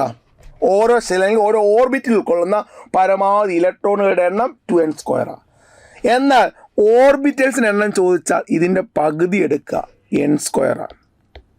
അല്ലേ? 2 ക്യാൻസൽ ചെയ്യും. അപ്പോൾ ഓരോ ഷെല്ലിൽ ഉൾക്കൊള്ളുന്ന പരമാവധി ഇലക്ട്രോണുകളുടെ എണ്ണം 2n². ഓർബിറ്റൽസിന് എണ്ണം ചോദിച്ചാൽ n². ഞാൻ ചോദിക്കട്ടെ, മൂന്നാമത്തെ ഷെല്ലിൽ എത്ര ഓർബിറ്റൽസ് ഉണ്ട്? 3ൻ്റെ സ്ക്വയർ എത്ര? 3ൻ്റെ സ്ക്വയർ 9. നാലാമത്തെ ഷെല്ലിൽ എത്ര ഓർബിറ്റൽസ് ഉണ്ട്? 4ൻ്റെ സ്ക്വയർ 16. 5 എന്ന ഷെല്ല് ഓർബിറ്റൽസ് ഉണ്ടെങ്കിൽ, 5 എന്ന ഷെല്ലിൻ്റെ അകത്ത് എത്ര ഓർബിറ്റൽസ് ഉണ്ടെന്ന് ചോദിച്ചാൽ 5ൻ്റെ സ്ക്വയർ മനസ്സിലായി, 25 വരും. അപ്പം നിങ്ങളത് പഠിച്ചു വെച്ചോണം. ഈ പറഞ്ഞ കാര്യങ്ങൾ ഒന്ന് നോട്ട് ചെയ്തുകൊണ്ട് നിങ്ങൾ എന്ത് ചെയ്യുക പോവുക കേട്ടോ. അപ്പം നമ്മുടെ ക്വസ്റ്റ്യൻ എന്താ? ഓർബിറ്റിൽ എന്ന് വെച്ചാൽ ഷെല്ലാണ് കേട്ടോ. ഷെല്ലിൻ്റെ അകത്ത് മാക്സിമം എത്ര ഇലക്ട്രോൺ ഉണ്ടെന്ന് ചോദിച്ചാൽ 3ാമത്തെ ഓർബിറ്റിൽ ഉൾക്കൊള്ളാവുന്ന പരമാവധി ഇലക്ട്രോണുകളുടെ എണ്ണം ചോദിച്ചാൽ അത് 18ആണ്. 3ാമത്തെ ഓർബിറ്റിൽ അല്ലെങ്കിൽ ഷെല്ലിൽ എത്ര ഓർബിറ്റേഴ്സ് ഉണ്ടെന്ന് ചോദിച്ചാൽ 3ന്റെ സ്ക്വയർ എത്ര? 9 വരും. ക്ലിയർ ആയെന്ന് വിശ്വസിക്കുന്നു. അടുത്ത ക്വസ്റ്റ്യനിലേക്ക് നമുക്ക് വേഗം കടക്കാം. ഈ കാര്യങ്ങളൊക്കെ ഒന്ന് പഠിച്ചു വെച്ചോണം. ഇനി അന്തരീക്ഷത്തിലെ ഓസോൺ പാളിയുടെ തകർച്ചയ്ക്ക് കാരണമാകുന്ന പ്രധാന വില്ലൻ ഏത്? നമുക്കറിയാം, ഓസോൺ പാളിയുടെ തകർച്ചയ്ക്ക് കാരണമാകുന്ന പ്രധാന വില്ലൻ നമുക്കറിയാം CFC ആണ്. ക്ലോറോ ഫ്ലൂറോ കാർബൺ ആണ്. അപ്പം നമുക്ക് ഓസോൺ പാളിയുടെ വില്ലലിന് കാരണമാകുന്ന പ്രധാന വില്ലൻ CFC ആണ്. ഞാൻ ഓസോണിനെ കുറിച്ച് കെമിസ്ട്രിയായിട്ട് ബന്ധപ്പെട്ട് കുറച്ച് കാര്യങ്ങൾ പറയാം. നിങ്ങൾ നോക്ക്, എങ്ങനെയാണ് മക്കളെ ഓസോൺ ഉണ്ടാകുക? ഓസോണിൻ്റെ ഫോമുല എല്ലാവർക്കും അറിയാം, O3 ആണ്. എങ്ങനെ ഓസോൺ ഉണ്ടാകുക? നമുക്കറിയാം, അന്തരീക്ഷത്തിൽ ഓക്സിജൻ കാണപ്പെടുന്ന O2 ആയിട്ടാണ്. അന്തരീക്ഷത്തിലെ ഓക്സിജൻ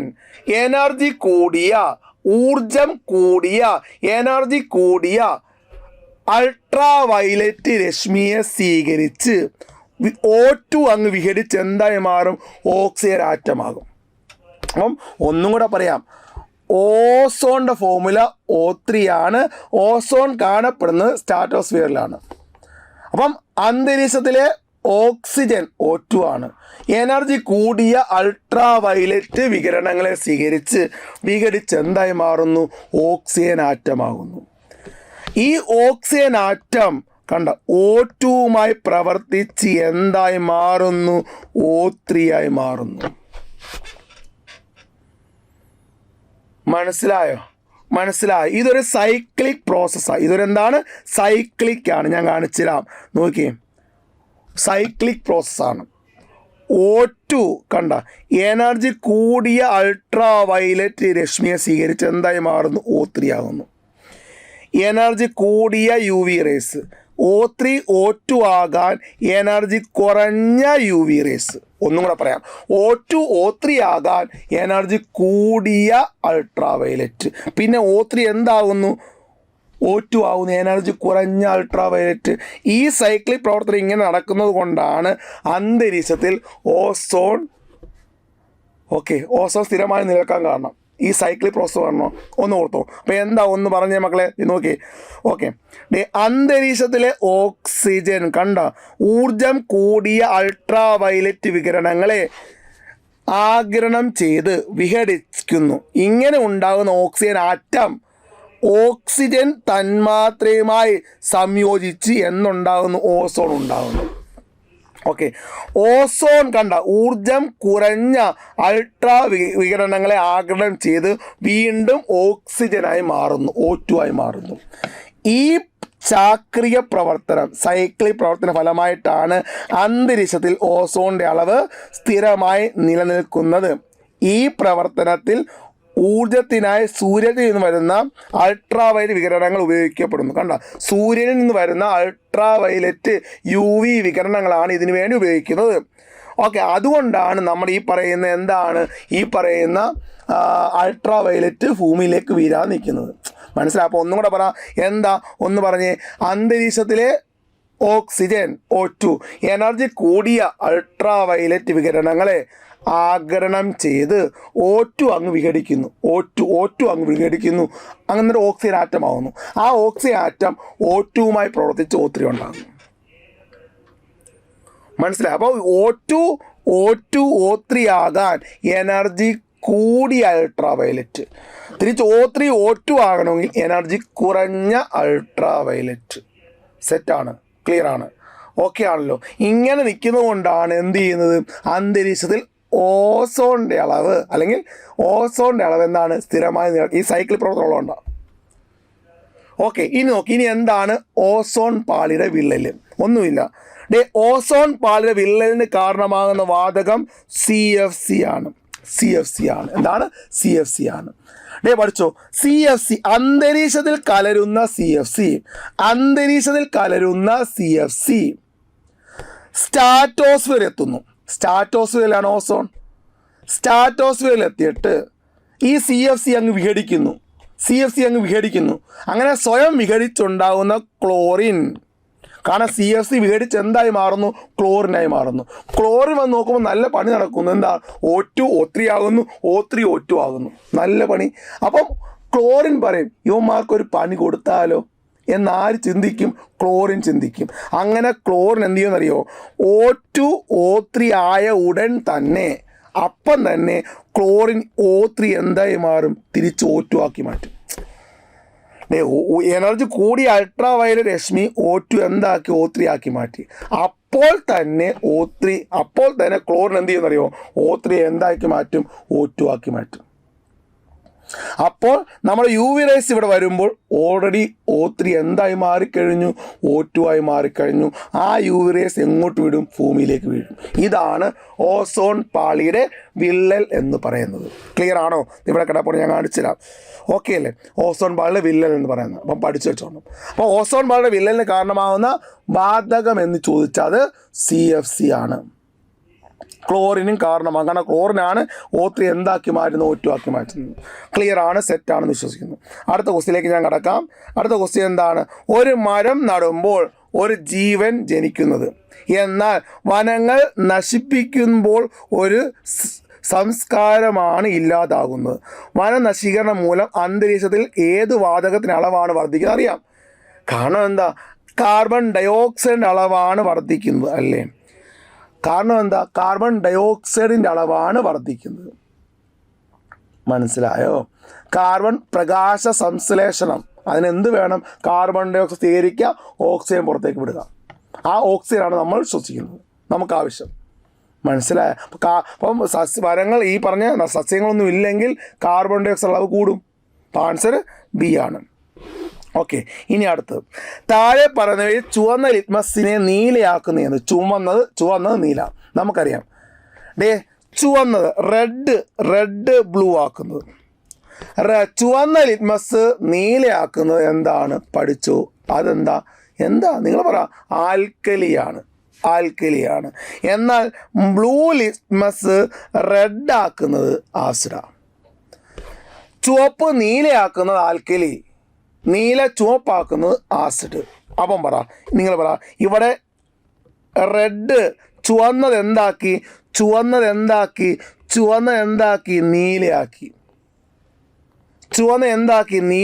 അപ്പം എന്തായി? ആൽക്കലിയാണത്. ചുവന്ന നീലയാവുകയാണെങ്കിൽ ആൽക്കലിയാ.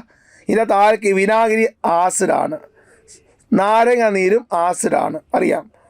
ഓക്കെ, സോഡിയം ഹൈഡ്രോക്സൈഡ് ആൽക്കലിയാണ്. അപ്പം നമ്മുടെ ആൻസർ C ആണ്. ക്ലിയർ? ഇത് ഓൾറെഡി ആസിഡാണ് അല്ലേ? അറിയാലോ. ഓക്കെ, ഇനി അടുത്ത ക്വസ്റ്റ്യൻ. ഇനി ഒരു ഫ്യൂസ് വയറിന് ഉണ്ടായിരിക്കേണ്ട ഗുണം എന്താണ് ഫ്യൂസ് വയറിന് ഉണ്ടായിരിക്കേണ്ട ഗുണം? ഒന്നാമത്തെയാണ് ഇത്. നോക്കിയേ, കുറഞ്ഞ ദ്രവണാങ്കം കുറവായിരിക്കണം. ടിന്നിൻ്റെയും ലെഡിൻ്റെയും ഒരു ലോഹ സങ്കരമാണ് ഫ്യൂസ് വയർ നിർമ്മിക്കാൻ ഉപയോഗിക്കുന്നത്. ടിന്നിൻ്റെയും ലെഡിൻ്റെയും ലോഹസങ്കരം. ഓക്കെ, കുറഞ്ഞ ദ്രവണാങ്കമായിരിക്കണം. കാരണം എന്താ? കാരണം പെട്ടെന്ന് ഉരുകിപ്പോകണം. ഹൈ വോൾട്ടേജ് വന്നാൽ ഉരുകിപ്പോകണമെങ്കിൽ ദ്രവണാങ്കം എന്തായിരിക്കണം? കുറവായിരിക്കണം. ഓക്കെ, ദ്രവണാങ്കം കുറവായിരിക്കണം. എന്നാൽ ഹൈ റെസിസ്റ്റൻസ്, ഉയർന്ന പ്രതിരോധമായിരിക്കണം. രണ്ട് കാര്യം വേണം: കുറഞ്ഞ ദ്രവണാങ്കവും ഉയർന്ന പ്രതിരോധവും. മനസ്സിലായ? കുറഞ്ഞ ദ്രവണാങ്കം ഉണ്ടെങ്കിൽ മാത്രമേ അതെന്താണ്? പൊട്ടിപ്പോത്തുള്ളൂ. പൊട്ടിപ്പോകണമെങ്കിൽ മെൽറ്റിംഗ് പോയിന്റ് എന്തായിരിക്കണം? കുറവായിരിക്കണം. ഓക്കെ ആണോ? അല്ലെങ്കിൽ മെൽറ്റിംഗ് പോയിന്റ് കൂടുതലാണെങ്കിൽ പൊട്ടിപ്പോകത്തില്ല. അധികം ഒരുപാട് ലോഡ് വരുമ്പം ഉരുകിപ്പോകാൻ വേണ്ടിയില്ലേ ഫ്യൂസ് വയർ ഉപയോഗിക്കുന്നത്. ഫ്യൂസ് വയർ ഉപയോഗിക്കണമെങ്കിൽ പെട്ടെന്ന് ഉരുകിപ്പോകണമെങ്കിൽ എന്ത് ചെയ്യണം? അതിൻ്റെ മെൽറ്റിംഗ് പോയിന്റ് എന്തായിരിക്കണം? കുറവായിരിക്കണം. ഓക്കെ, അപ്പോൾ ആൻസർ എന്താണ്? B ആണ്. കുറഞ്ഞ ദ്രവണാങ്കം അല്ലേ? എന്നുവെച്ചാൽ ലോ മെൽറ്റിംഗ് പോയിന്റ്. ക്ലിയർ ആണെന്ന് വിശ്വസിക്കുന്നു. ഇനി അടുത്തത്, തുരുമ്പ് പ്രധാനമായും എന്താണ്? തുരുമ്പ് പ്രധാനമായിട്ട് എന്താ? അയൺ ഓക്സൈഡാണ്. Fe2O3 അയൺ ഓക്സൈഡാണ്. എങ്ങനെ തുരുമുണ്ടാകുന്നതെന്നറിയാമോ? അത് ഇരുമ്പ് അന്തരീക്ഷത്തിലെ ഓക്സിജനുമായി പ്രവർത്തിച്ച് Fe2O3 ഉണ്ടാകും. കണ്ട ഇരുമ്പ് അന്തരീക്ഷത്തിലെ ഓക്സിജനുമായി പ്രവർത്തിച്ച് Fe2O3 ഉണ്ടാകും. ഈ Fe2O3 കണ്ടോ, ഈ Fe2O3 അന്തരീക്ഷത്തിലെ ജലാംശവുമായി പ്രവർത്തിച്ച് എന്തുണ്ടാകും? Fe2O3.XH2O ഉണ്ടാകും. ഇതാണ് കറക്റ്റ് തുരുമ്പെന്ന് പറയുന്നത്. Fe2O3.XH2O എന്താ? അപ്പോൾ ഇരുമ്പ് അന്തരീക്ഷത്തിലെ ഓക്സിജനുമായി പ്രവർത്തിച്ച് Fe2O3 ഉണ്ടാകും. ഈ Fe2O3 അന്തരീക്ഷത്തിലെ ജലവുമായി പ്രവർത്തിച്ച് എന്തുണ്ടാവും? Fe2O3.XH2O അയൺ ഓക്സൈഡാണ് കേട്ടോ. അയൺ ഓക്സൈഡ് ഇന്നത്തെ അയൺ ഓക്സൈഡാണ്. കൃത്യം പറയുകയാണ് ഹൈഡ്രേറ്റ് അയൺ ഓക്സൈഡാണ്. ജലസംയോജിത അയൺ ഓക്സൈഡാണ്. ജലസംയോജിത അയൺ ഓക്സൈഡാണ്. ജലമുണ്ട്, പക്ഷേ നമ്മുടെ അത് ഇല്ലാത്തതുകൊണ്ട് അയൺ ഓക്സൈഡ് ഇതാ. ക്ലിയർ ആണോ? മനസ്സിലായോ മക്കളെ?